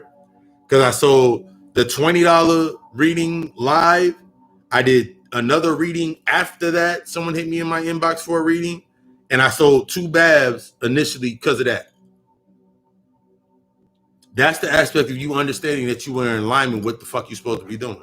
When you're looking at it based on the mundane principalities on a mundane level, you get entangled within that aspect and your energy now becomes entangled so the energy doesn't naturally fluctuate. So your manifestation doesn't come into the way it needs to come. So I'm sitting here in the same spot as I was sitting on the floor because I had my ottoman. I got my tarp over the ottoman and I did the reading. I did my setup. Did the whole episode, put out the information, let the spirit fly through and do what I needed to do, dropped it down, went on about my business, did what I needed to do. Woke up the next day, did meditate and elevate, dropped that. That's creation. All I think about is creating. Because the occultist and alchemist, the occultist that is me, is always can find the information from anywhere. And the alchemist builds from everything that the occultist sees and finds and observes. So as the God, I can create. So when you are now in your God self, naturally creating at every point in time, you're in your alchemist aspect of yourself, and you're now putting that shit together. When you're in that occult mindset and you actually be able to look through things, this is when you step into that chaos aspect, that chaos or that Titan aspect. This is how you start. You have to be within that space mentally before you can even get there in the physical. The reason that you see niggas as millionaires is because in their mind, they attach to the natural algorithm that is being wealthy and royalty. They attach to the natural acting algorithm within them to make that happen. Now, what they did based upon what works they did and what they worked through to create that and what they connected to is how it creates in the physical aspect. That's why when you have an entertainer goes outside of the box, they spank him and bring him right back into the box. What that's showing you in reflection is, nigga, I don't want to be in that box. That's all that shit showed me. Every time I see his motherfucking entertainer get smacked on the hand for saying shit they shouldn't have said, I'm like, yep, don't want to be in that box. Huh? That's what it takes to be that? Don't want to be that. How can I do it for myself?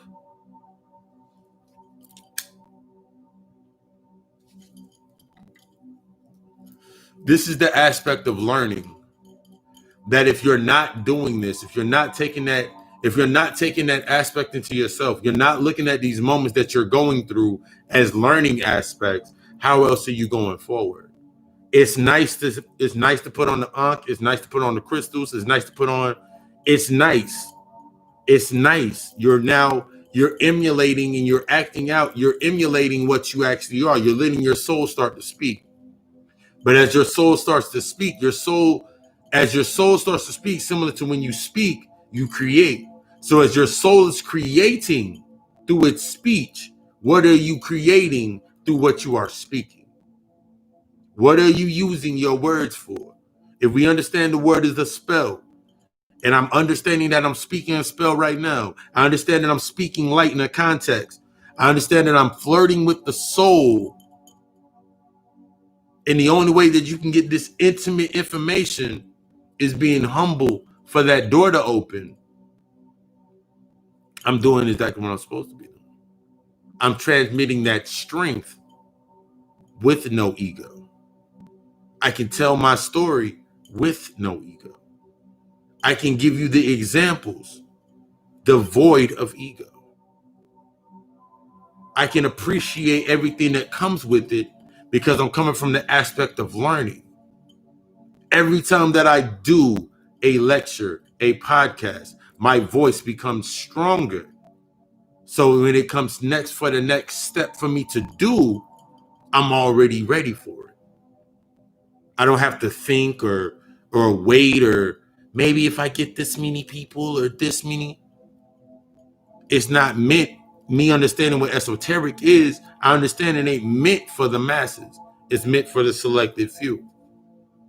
When they view in and it resonates with you, it's letting the adept or the initiate know that's coming online, come on in. It's letting the one that's been adept and been in it for a while, nigga, this is a new avenue. This is new light. This is new light. The light that you are in, that you have pertained to, it's time to reapply or readjust that light. It's time to take it to the next level. I'm on next level shit. I'm parented from the energy of Brother Panic, Bobby Hemmett, Phil Valentine, them elders in that aspect. That's the energy I'm parented from. C. Freemanell, I'm parented from that energy. So why would I say the same shit? You can tell what somebody was what energy someone's parented from based on what they're giving you. How they're giving it to you. The amount of access. The words that they're speaking.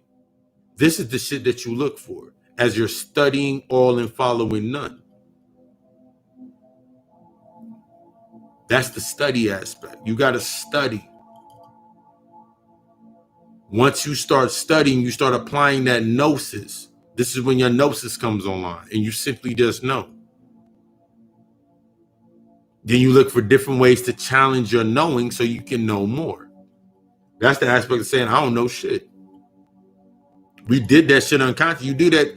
Niggas did that shit unconsciously in the hood forever. I don't know shit. That was spiritual as fuck. Unconsciously not even knowing it. That's one interpretation. You go into that. Whenever a motherfucking cop came into the fucking hood, your ass said, I don't know shit. I watched Candyland last night. I don't know shit.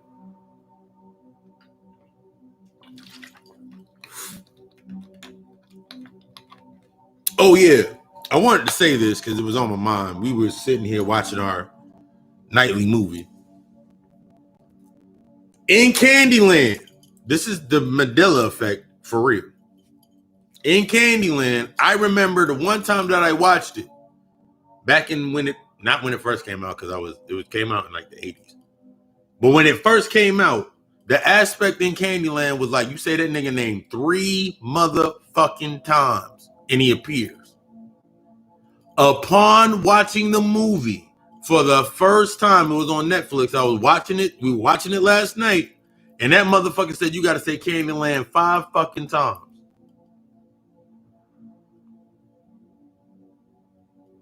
I was like, nah. That shit was 3 times. But that's the aspect of what's changing right now. The new entanglement. To keep you further entangled into mundane shit, they give you shit like that. That's all they're able to do, because that's all the power that they have is based upon old shit. There's people in your life right now, they only have information based upon old shit. The old you, the old version of you, the version 1.1 or 2.0 or 3, whatever level you at, they got version 1.0. There's people right now that don't even exist in my complex of me being Papalusi that have version 1 of me, and they still live within the realm of version 1 based upon high school. They're in their space. It's not for me to go back. I'm only going forward. Since I practice going forward, it's up to them to fill in that gap and all the information that's left on the floor. So my shoes do not get untied. My size 13 Converses do not get tied up in the bullshit anymore. I'm not going to sit there and look at, I can care less about Will and Jada. I knew Jada was going through some shit when she came up with the fucking Rock album, and she was fucking fishing Gotham because she was simply reflecting her life in her crap, in her works.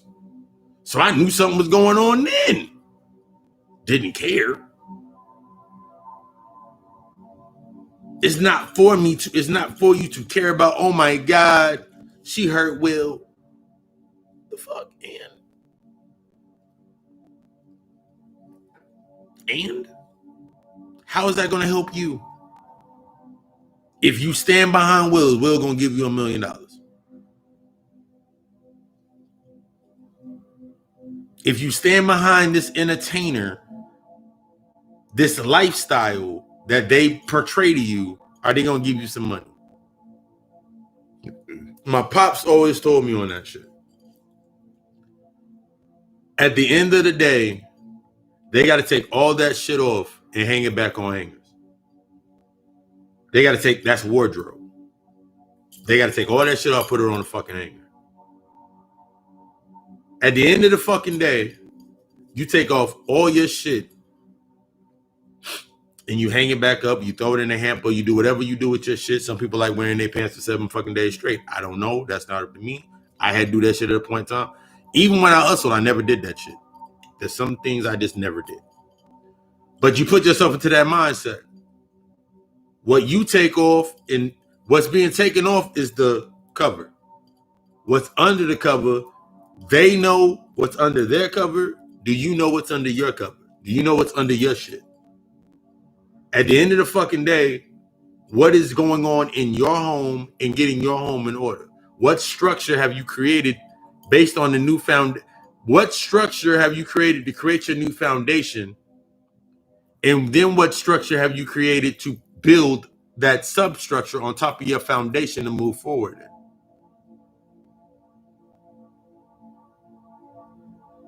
That's the aspect of looking at what you entangled in. This is how you start looking at the entanglement process. What I'm entangled in, what I don't deal with, what I don't like, I don't like anything. I don't hate anything. I have a very understanding about almost, if I don't understand it, and then I want to understand it. That leaves my mind open to the aspect of, I don't have to worry about shit anymore. I'm not stressed out about shit anymore. What can I feel in these old ass spaces to where I used to stress and worry? New information. I can have new conversations. I can have more engaging conversations. I can speak. I can do the things that I need to do every time that I move forward. I'm not worried about shit. Because I've removed that program from my mind. I've reprogrammed my mind only to look at things for the brighter aspect. Because I went through the process of the visualization in my mind of creating, Panic would breaks it down as, you create the substructure in your mind of always being the winner, whether you're the villain. I remember being little and creating an unstoppable villain. I made myself an unstoppable villain. I could not be stopped. Every time that they did something, it worked in my favor. I did that shit when I was like 6, 7, and 8 years old. Always created myself. I always wanted to be the bad guy. I always wanted to be the dark guy. Whenever I watched Double Dragon when I was little, nigga, I loved the shadow nigga. The only fucking hero I wanted to be was Sonic the Hedgehog. Because I didn't want to be Dr. Robotnik because that nigga was just fat. But I wanted to be Sonic the Hedgehog because there was something about them rings. 6 rings. There's something about them rings. Go on further on, come into the affirmation, and I watched my man on his YouTube thing. He breaks down the fucking Sonic the Hedgehog and he threw the fucking ring up and it showed a fucking black hole. I was like, oh shit, that's why I like Sonic the Hedgehog. That's why my homie that showed me how to draw Sonic the Hedgehog when we was in the 4th grade, me and that nigga was so fucking cool because that was an aspect that I needed to study and learn and understand. This is how you start learning yourself. Some of it's going to be heavy. Then the other parts is going to be like, damn, that was an actual good fucking memory.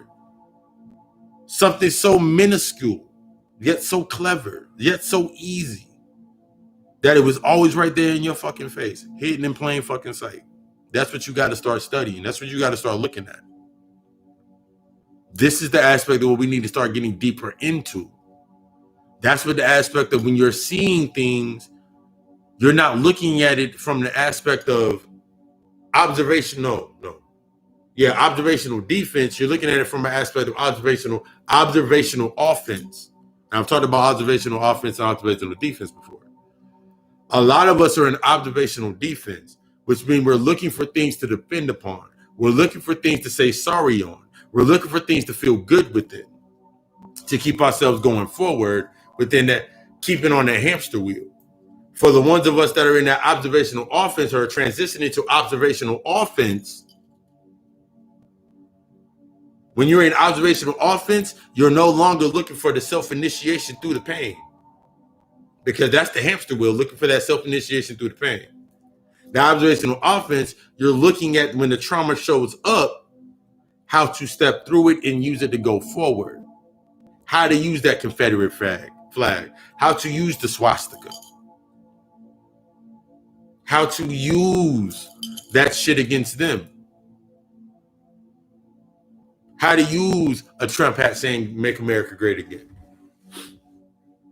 Keep America great. How to use the hat. How to use that energy against them. How to visualize shutting some shit down in your mind. That's your magic. The more information that you attain upon the magics unlocks more shit within inside you. Using the old to prepare and conjure through your new sight. I ain't got no time to go back to motherfucking. I have no mindset or mind thought process of going back to building a fucking pyramid the old way. All I need is the information of how they did it. Create that visualization in my mind, and in this new space, I can build a fucking pyramid. They got the Luxor in fucking Vegas. So if I want to build a black pyramid, how the fuck did they build that pyramid? Using the information from there, channeling into this point, and I can create this based on that energy. That's how you win. Learning how to create within this space based upon your thoughts up here. How you connect to yourself. So if I build a pyramid in my mind, I have a pyramid in my astral planes. I understand how the power grid circulates. If I go grab a pyramid and put it on my altar or in my living, put altars around my crib, these altars, these pyramids are triangulated, connected to my original source that's within inside me. That's why the pyramid's there. That's why the altar's there. The altar is there as my nexus point. I don't need to set up the altar. I set up the altar based on if I have a new idea or new energy. After I've set the altar a certain amount of times through that repetition, and that's symbolizing me instilling it into my mind, remembering the process. After a while, I create the process in my own mind to where I do not have to create the altar for that same purpose. So I don't have to say, oh my God, my ancestors are going to be mad if I don't like my fucking altar. No. What you're telling yourself is that you have not disciplined yourself enough to create the sub-image in your mind of your altar being built. You have not mapped your area. Somewhere inside of your mind, inside of the area where you're in, you have not mapped it. That's why that image keeps popping up. That symbol keeps popping up. That's the trigger showing you something that you need to map. So when you see the Confederate flag, every time you see a Confederate flag pop up, and you understand that there's 13 stars on that motherfucker, the center star is your pineal. The stars on the stars coming off from the other aspects connecting to the center of that flag are simply your 12 cranial nerves. What senses have you not brought online yet? What have you not studied yet? So then you see the flag. Every time you visualize the flag, nigga, I haven't studied something yet. And then the flag lights up. That's your new symbol. That's your new power source. Now, every time you see the flag, now it's a reminder that you can champion and celebrate that you went to a certain point. When you look at the swastika, same shit. When you look at that statue of General Lee, what does that statue represent? Something that I have not conquered. Every fucking, I don't even know if they still do the reenactment of the fucking Confederate War. I don't know why they would do it, but it shows you the aspect that they need that fucking history, that little bit of history. But that's showing you what you have not defeated yet.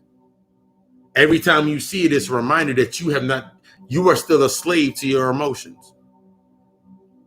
Start using these fucking symbols as aspects and nexus points and shit that you need to work on. That way, every time you see the symbol, you're doing what they did. Since they keep stealing our shit. I oblige you to go take your shit back. Go take your shit back. While you at it, use their shit for your game. Go grab the Trump hat, put it on your altar, set the tone to what the fuck you mean with the trap hat, what making America great again for you. You understand America means the maritime aspect. When you break down the etymology of the word America, it means it's a maritime concept, meaning water, meaning stuck within that space, stuck within that ocean.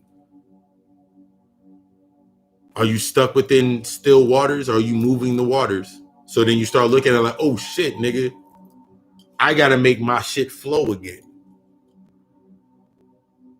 Now, every time someone puts energy into that make America great again, you're talking about you're trying to learn that you are the wave, and you're understanding that you are the wave, you become the ocean. You start transitioning and now transmuting new energy through the transparency of every given space. Now you can be everywhere, and now you tapped into your God sense of being omnipresent. Because you can now be everywhere, because you can tap into everything. And you tap into everything for your own true fucking purpose for yourself. So I can tap in. So if a motherfucker's talking about the motherfucking, so if I walk into a space and motherfuckers talking about fuck Trump and all this shit, make America great again, that symbol that I set up in my mind about making America great again, what it means for me, I can sit there and feed off that fucking energy. A nigga got a fucking mask on talking about they can't breathe. Nigga, I can breathe. I set myself up for that energy. It's about feeding. You have to learn how to feed. You have to learn how to feed and overload the system with the new information so it naturally falls apart. What you're trying to do, what most motherfuckers are trying to do, are trying to bring equality into a system that is you're trying to bring equality into something that's inherently flawed and devoid of equality. You're trying to bring something into a system of having your own in a system, in a paradigm that's set to keep you bonded to something. So if you're stuck within that space, within that paradox, within yourself, then you reflect that outside when you go outside every fucking day. So now every relationship that you have is going to be based upon being oppressed, being bounded by trauma. And every time you have sex, all you doing is self-initiating self-initiation through the pain. Every time you every time you have an argument, y'all don't talk about shit, and then y'all have sex and you say, babe, I was sorry. The nigga feeling good just because he just got his dick sucked and you just licked her ass, ate her ass, and then you sitting there having that conversation, and then y'all didn't have a conversation. You created a new conduit thought form. Now, every time that y'all have to get angry or be at an imbalance to have sex. So all you're manifesting is that same thought process. So now you manifested that nigga to go cheat again. You wouldn't manifested that bitch to go fucking out to the club late night again. You're just reiterating, re-entangling yourself in the same fucking bullshit. He didn't go pay the bill. He said he went to go pay the bill. Now I don't know. I told her to go pay this and go do this, and you see how you get entangled in bullshit? Relationship goes my fucking ass. And now it feels good because we just got to get away. So we went to the beach. So y'all went to the beach to cleanse the fucking space. You put all of that energy into the fucking water. You put all of that energy. You didn't talk about shit. So all you did was got away from the fucking problem. So since you didn't initiate when you had a chance to step away from the space to observe and have a clean space to actually build upon in that space, now when you come back to your space, this is why your bills hit you so hard. Damn, we still got to pay rent. We still got to pay this. You knew that shit before you went over there. But since you wanted to escape and lack transparency, you just set up another cause of effects. Now I'm behind on my rent. Now I'm behind on this. Now I need this to happen for myself. Damn. Trump did this again. We ain't getting no fucking stimulus check. We might get a second stimulus check. My unemployment's running out. You feeding the same fucking thought forms. Now your light is traveling through the same bullshit. Entangled within the tethers of the same fucking human narrative. Needing and wanting. Human thought is a sin. Sin is a byproduct of ignorance. Ignorance is human thought. That 1% of thought that you always like to keep on the charge to. That little bit of light. This little light of mine. Amazing grace. Then you sing your fucking demeanment. Now you entangle in singing your demeanment. Now you get attracted to the fucking song that's talking about you listen to Mary J. Blige for a fucking hour all fucking day because you fucking mad. Not even learning from that aspect that she sung that song, transmuted through her pain to create where she at now. But now she can't create any further. She can't create no more because she got to sing from pain at all fucking times. So now she sings through pain. Now her man then did whatever the fuck he did and shit. And now they divorced and she got to pay this nigga money. So now it's like she has a decision to make. Do I keep going forward in this space or do I just fall the fuck back? You have two decisions to make. Are you going to keep moving in the same fucking shit or are you going to fucking fall back? Am I going to fall back and start observing shit or am I keep walking into the bullshit? These are those keys in order for you to break away from your entanglement.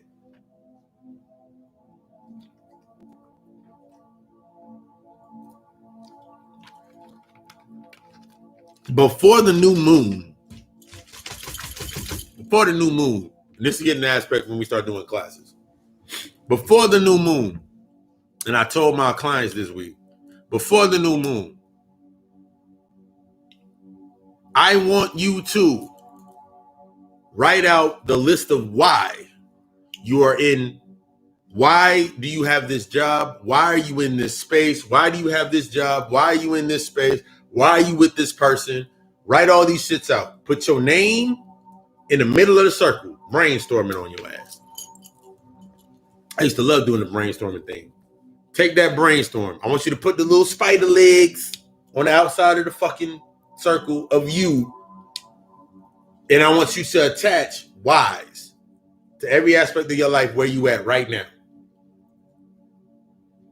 And then on the line, I want you to write the truth to why you're connected to whatever you're connected to.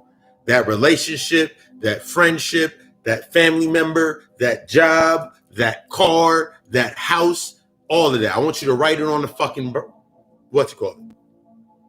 And what you have created is you are the center of light, and now you created the thought forms that you needed to connect to. Those lines would be that truth. 1 second.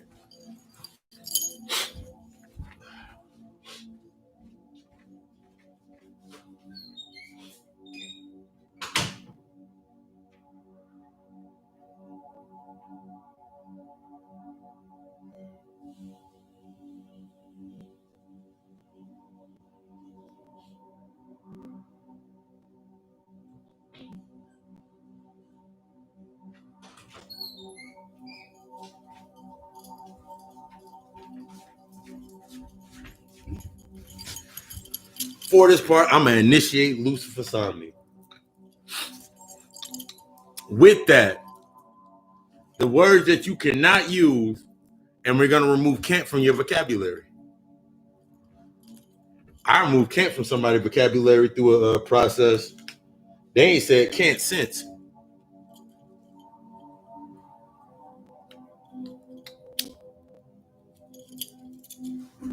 You cannot use the word oppression. You cannot use the white man. You cannot use struggle. No. Yeah, you cannot use oppressed and white man on that entire circle graph that you make for yourself. Can't use white. You can't use white man on oppression or anything that's connected to white supremacy, any of that bullshit. Can't use any of it. You got to put the truth about yourself on that line.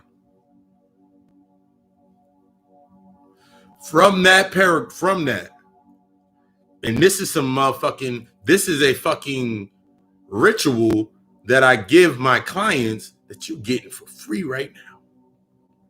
Because when we start doing the training classes, I'm gonna teach you the aspects of your fucking mind. This is what the deeper counseling goes into when I start doing shadow work rituals with motherfuckers. So you'll take that, leave it alone, sparkles and everything that's happening all day. Take that aspect. Now from that, you're gonna write down an apology letter to your subconscious.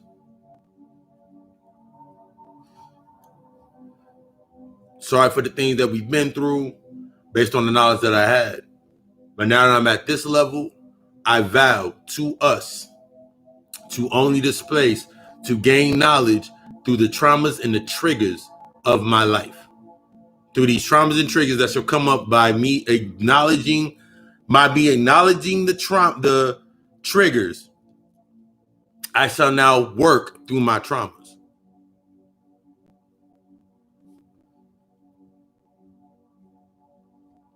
That's initiated all you motherfuckers.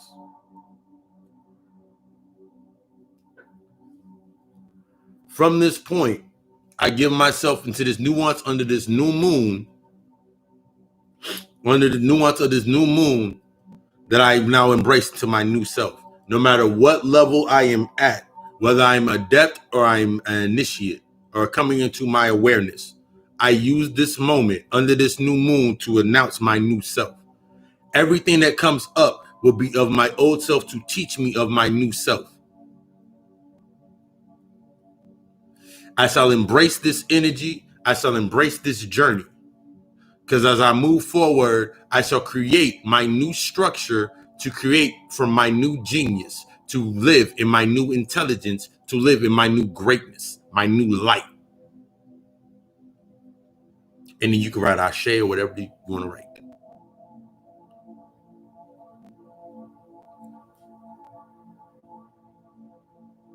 You want to go deeper?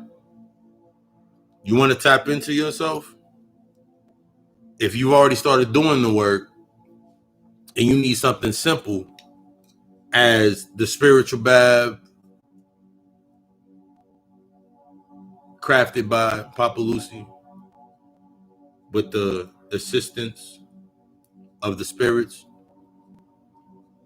hit me up. If you feel you want to have that talk and you're ready for that talk, you feel powerful from this, and you want to have that talk, hit me up. I just want you to be fucking great. I want you to remove yourself from the entanglements so you can start having these big boy conversations.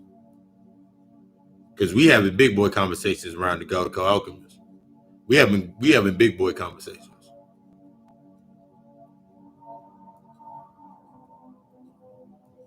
Because you can't have the big boy conversation. You can't have the God and Titan conversations if you ain't doing the God and Titan work. You ain't did the work. You simply gonna be bringing that human shit up to this fucking level, and what you see now is an oversaturation of the humanity within the fucking God realm. Study every mythos to talk about the gods, the gods intertwining with the humans. Did nothing good come from that shit. That's a bunch of fucking half-breeds.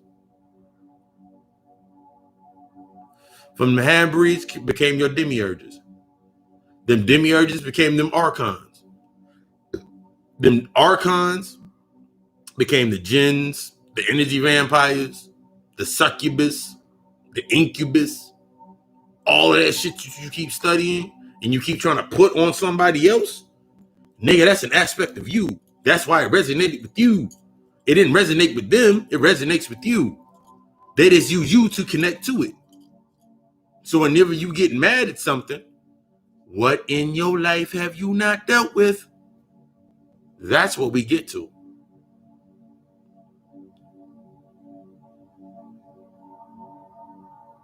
That's what you need to tap into.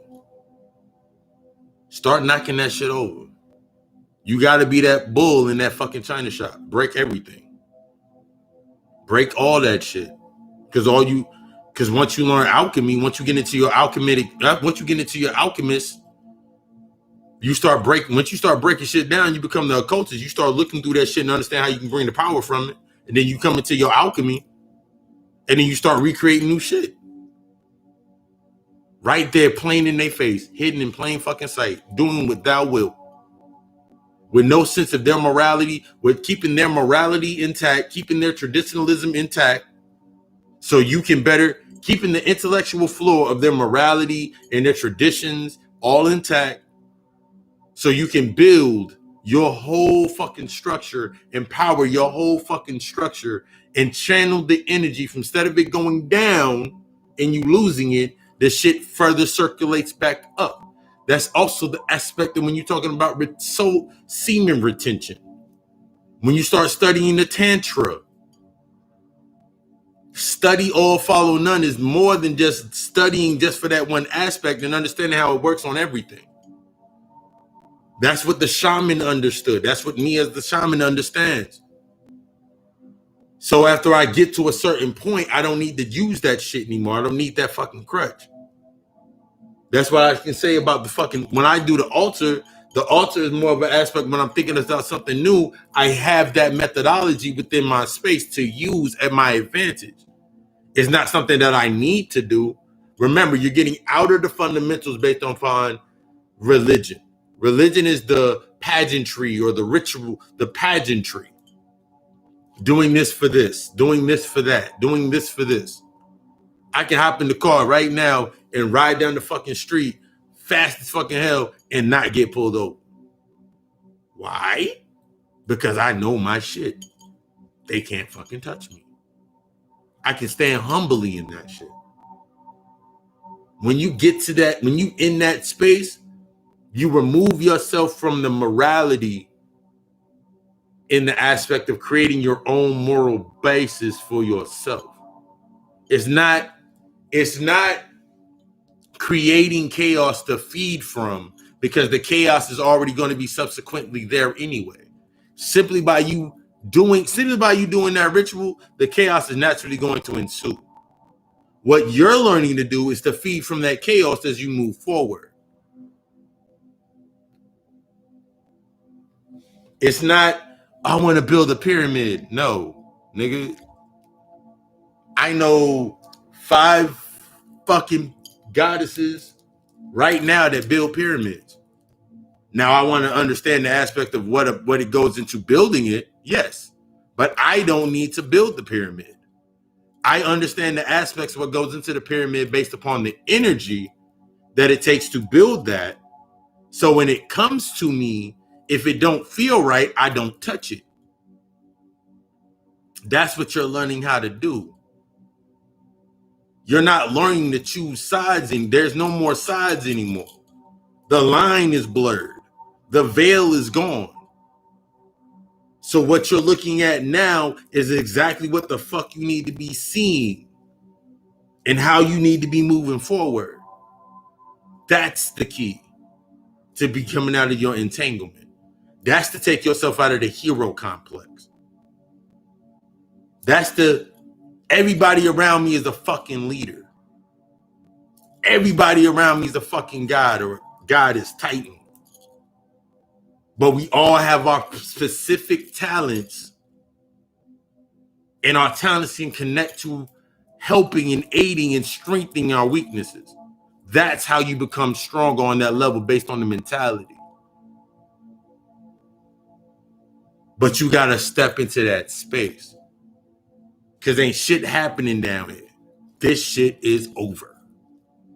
That's what Bobby Hemming meant by saying that shit was over. This shit's over. You're going to see the same shit happening, ensuing, going on longer from 20 fucking 30 fucking years ago. What are you going to do to not get stuck in that time loop continuum? What are you going to do to not get stuck in that quantum entanglement? What are you going to do? It don't matter what the fuck. I know what I'm going to do. I know exactly what I'm going to do. That's how you build the new pantheons. The old pantheons is dead. I had the conversation with, I have them intimate conversations with the old entities. They don't even like fucking talking to me. And it's not based upon any type of hatred. It's based on, nigga, we can't do shit with you no more. You're at this level. Start acting like it. So I don't have to sit there and, so when an Ifa priest hit me up telling me there's something on me, I'm like, nigga, no, they're not. There's nothing on me.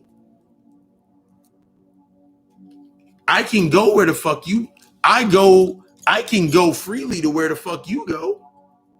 Where the fuck you think you want to go? You trying to sell that shit off that I'm not doing that. I have a whole different fucking relationship with them motherfuckers.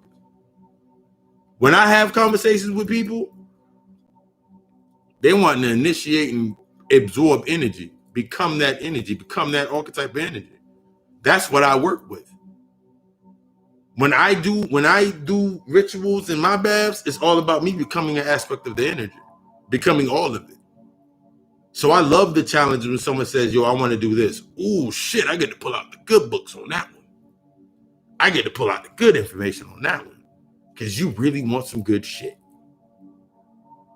And I can do the lesser shit, but I choose not to because I don't want to be stuck within that pantheon.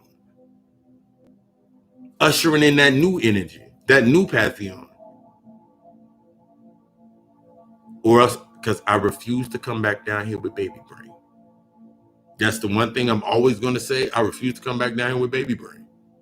At this point in time, you should be refusing to come back down here for, you may need to come back down here. And if that's on you, this is the type of information, this information to be here when you get here.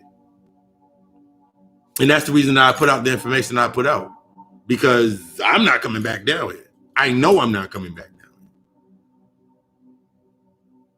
here. No stress, no worry.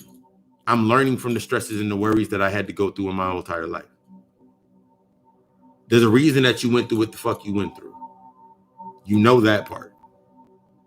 Be proud of what the fuck you went through. Champion the shit that you went through. Because that's what's going to mold you into what the fuck you need to be next. That's what's going to break the shackle of your ego. That's what's going to break the shackle of humanity. And allow you to do some shit that motherfuckers cannot just do. They don't have to comprehend what you're doing. They ain't got to be, I don't think you should do it that way. I don't do mine that way. Nigga, do yours your way. I'm going to do mine my way.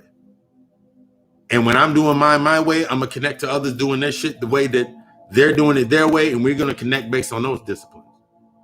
Because I'm not going to go through the aspect, what I said last week. I'm not going to be that 60-year-old man sitting there on the fucking corner telling you the same story that I told you 15 years ago. I refuse. I went back and looked at my old lectures and the energy from my old lectures and my energy change. I could see my shifts.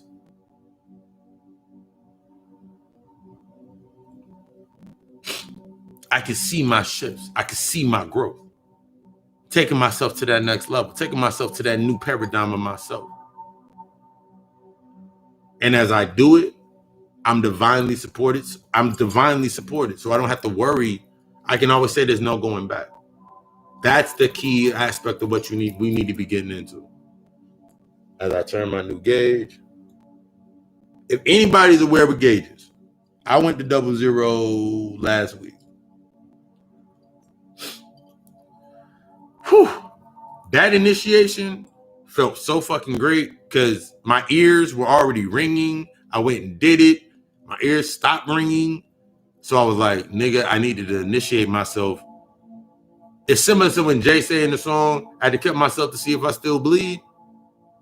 this is aspects of me seeing if I'm still fucking, this keeps me, everything that you do at this point in time, basically, before this is the question and answers. So you have questions for anything, questions about services, questions about anything you want to get into, this is that point you can like start throwing them in the comments. But you need these aspects. These aspects are enhancements. And this is one of the big things I wanted to get into. Everything that's on me is an enhancement of my energy. Everything on me is programmed within the synthesis of what it is. So my lapis azul tree of life, this is for the psychic abilities, my intuition abilities, my tree of life. For me, that tree of life became the tree of death or the tree of knowledge. So that's my intuition. Everything that you put onto yourself becomes a program of you. But outside of you, if the body is a temple, yes.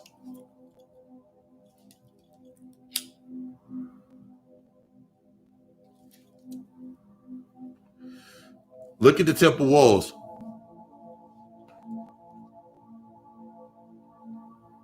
Decorate as you wish, exactly. This is your temple. You're coming out of, this is one of the aspects that happens within religion. They don't pierce your ears, don't do all this bullshit. Nigga, this is my temple.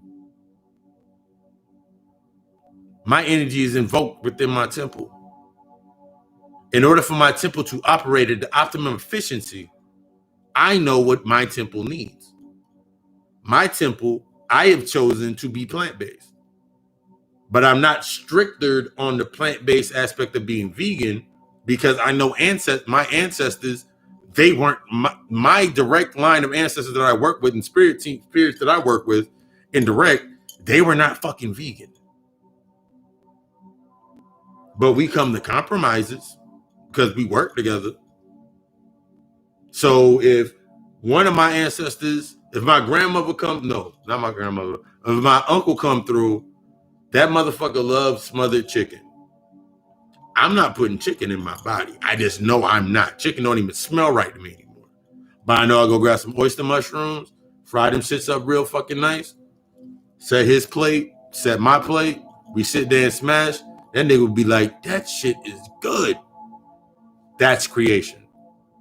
Stop subjecting yourself to this old paradigm bullshit. You are your ancestors. If you are your ancestors, then you are your gods. You are the deities. The deities are a compartmentalized aspect or the principles broken down to you. When I started working with deities, I started applying them to the aspects of the people that transitioned in my life. I talked about that in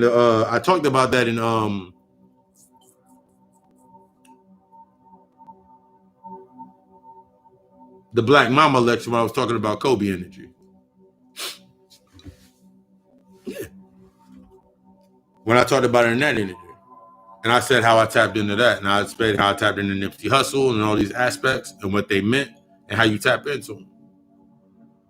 You create the spell to work for you.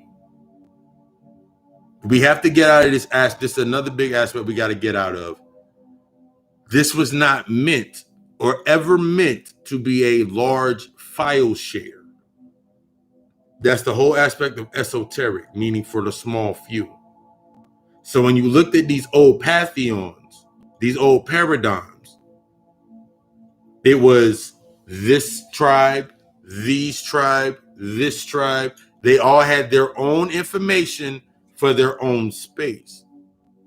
What you're seeing now is the de-evolution. And when something de-evolves, it spreads back out. So it comes back up and everything down here is separate. So what you see down here is the pantheons have been spread so far apart and people are using the old ways to tap into them. And since that information has been on the cutting room floor for so long, that's what the fuck they feeding from it. So if you want to become a Moor and you die being a Moor, you're a martyr for a Moor, the Moors. You're a martyr for Kemetic science. You're a martyr for the voodoo and pantheon. You become a martyr. You become a new aspect for them to feed from the energy from. Being on the light or the dark, you can be both.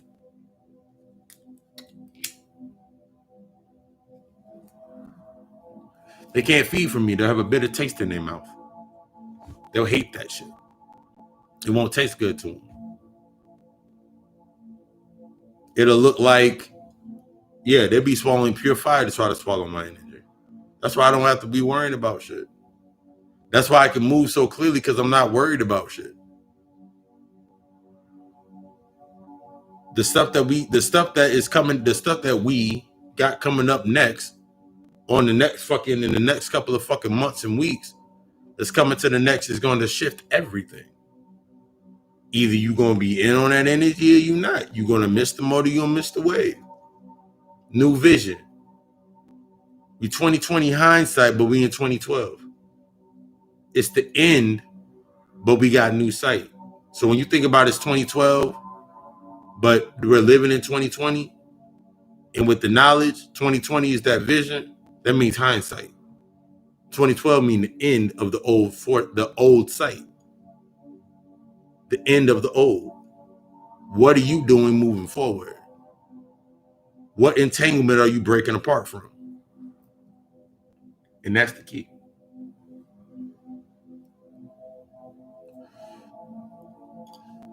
But if you are interested in readings, if you're interested in natal charts, setting up a consultation, setting up account for counseling, the coaching aspect, whatever aspect that you're trying to get into, we can have that conversation on Alchemist.com, or you can hit me at papalucy666@gmail.com. You can hit me at the number 910-777-7708. Lovely with them sevens. Hit me at the number, call the text.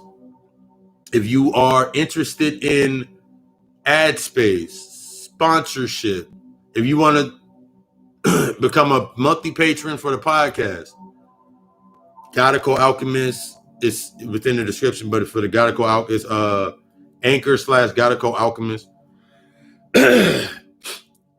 Drop it up in there. If you're interested in ad space, working business-wise, business integration aspects, and it's something that I don't understand, if it's on financial, I will get you in contact with the money team, my money team, the people that I'm working, the guys and the goddesses that I'm working with on that aspect. We building shit on there. Get you in contact with that. If you want to have ad space, you want to be within the plug talk on the podcast, interviews on the podcast, you want to interview me, you have an aspect of I'm doing live lectures soon, doing the more live aspect of lectures and forums, and you want to book me for that aspect, book me for an interview, you want to come on for an interview, you have some information you want to throw out, hit me up, setcarlonegus@gmail.com, or you can email me. Follow me on Facebook at setcarlonegus. Follow the God Hour Podcast Live Edition page. Follow the Papa Lucy Sunday Service page. That's all on Instagram. That's all on my Facebook. Follow me at God King 84 on Twitter. Follow me at Papa Lucy _666 on Instagram.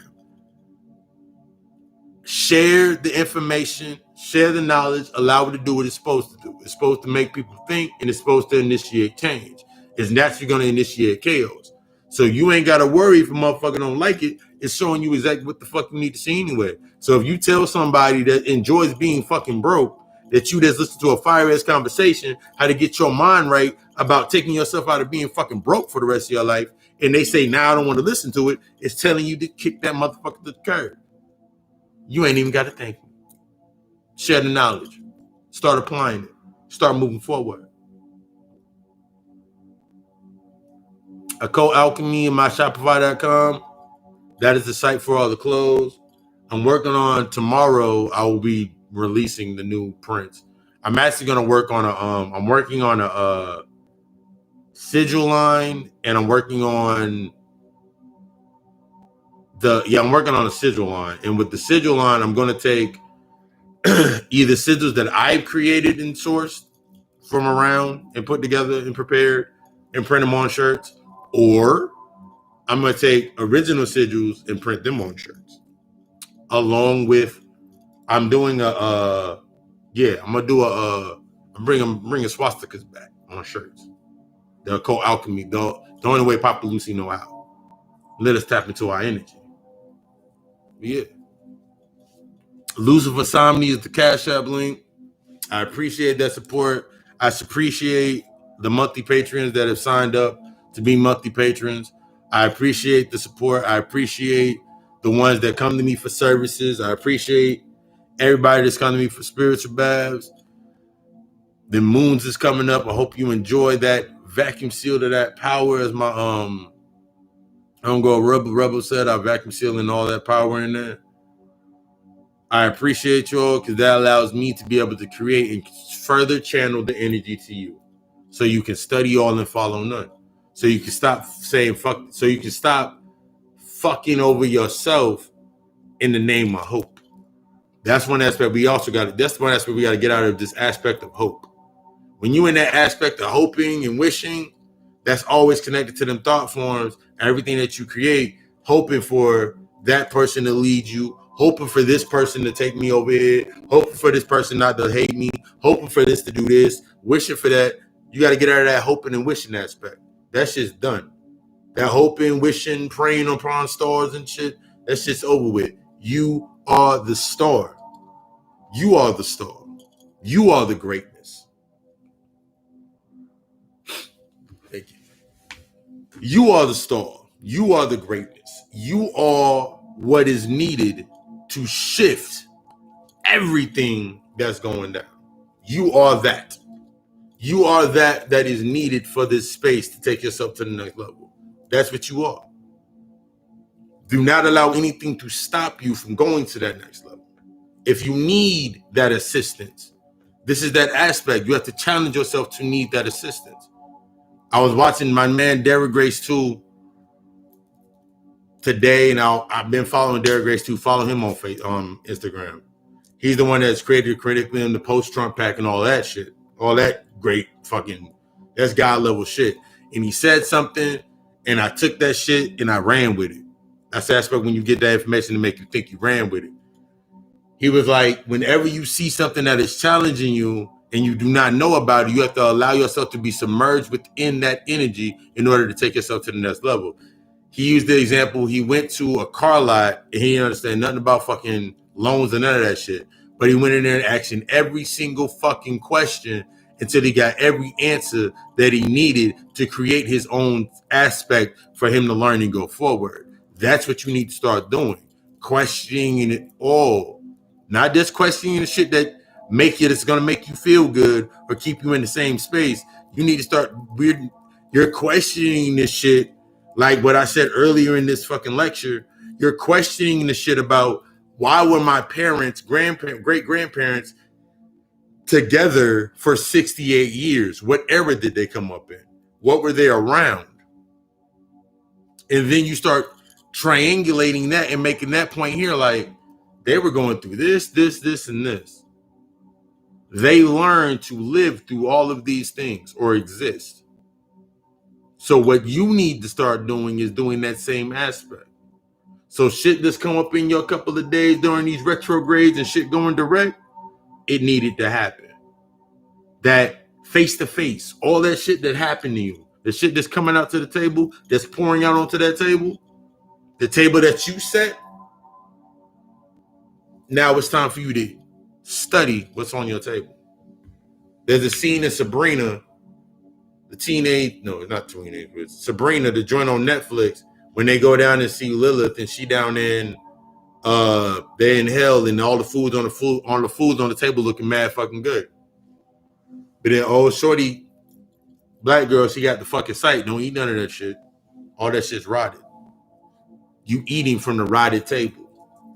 You want this abundance at this level, equality at this level, shit at the burning house, but all that shit's fucking scorched, the shit's molded, the shit's old. But you want the old shit. You want the old shit back. You want the time when you was running things. There's no way that you went from running things to not running things. You're still running shit. That's based off this first law of the fucking universe. The mind is all in the mind is all in the universe is mental. So that lets you understand where you're at, your standpoint. You running your life. You doing what the fuck you need to be doing. Are you doing the work? Are you being challenged by what's doing the work?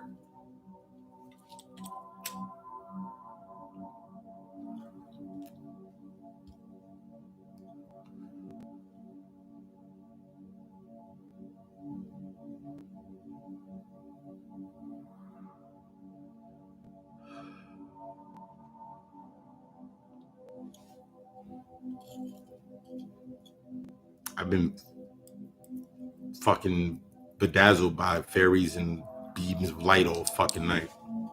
But yeah, it's all in the description.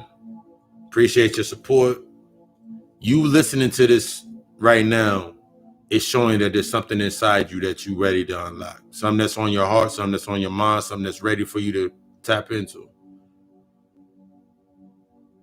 Let it move you. Let it force you to think. Let it force you to go to the next level. You can catch me Monday through Thursday on my Facebook via Facebook Live and Instagram Live, 7:45, between 7:45 and 8 for Meditate and Elevate. Okay, we got to be a quarter past. We got to be a quarter past in to tap out. Every Tuesday, 6 a.m. Eastern Standard Time, we drop that God Hour podcast with your master of ceremonies. Me. Starting 7 p.m. every Tuesday. Got a little special treat because I'm gonna do if I can, I'm gonna do a dual stream to my IG. But the God Hour show, Facebook Live. Come in and get a reading, ask a question, set up that way. Take yourself out of the mindset. Just besides that ritual that I put out there. Take yourself out of the mindset of there's never you're looking for a sign. Because the first sign is the first thought that you have. The first sign is the thought. Everything else is the reflection of that thought.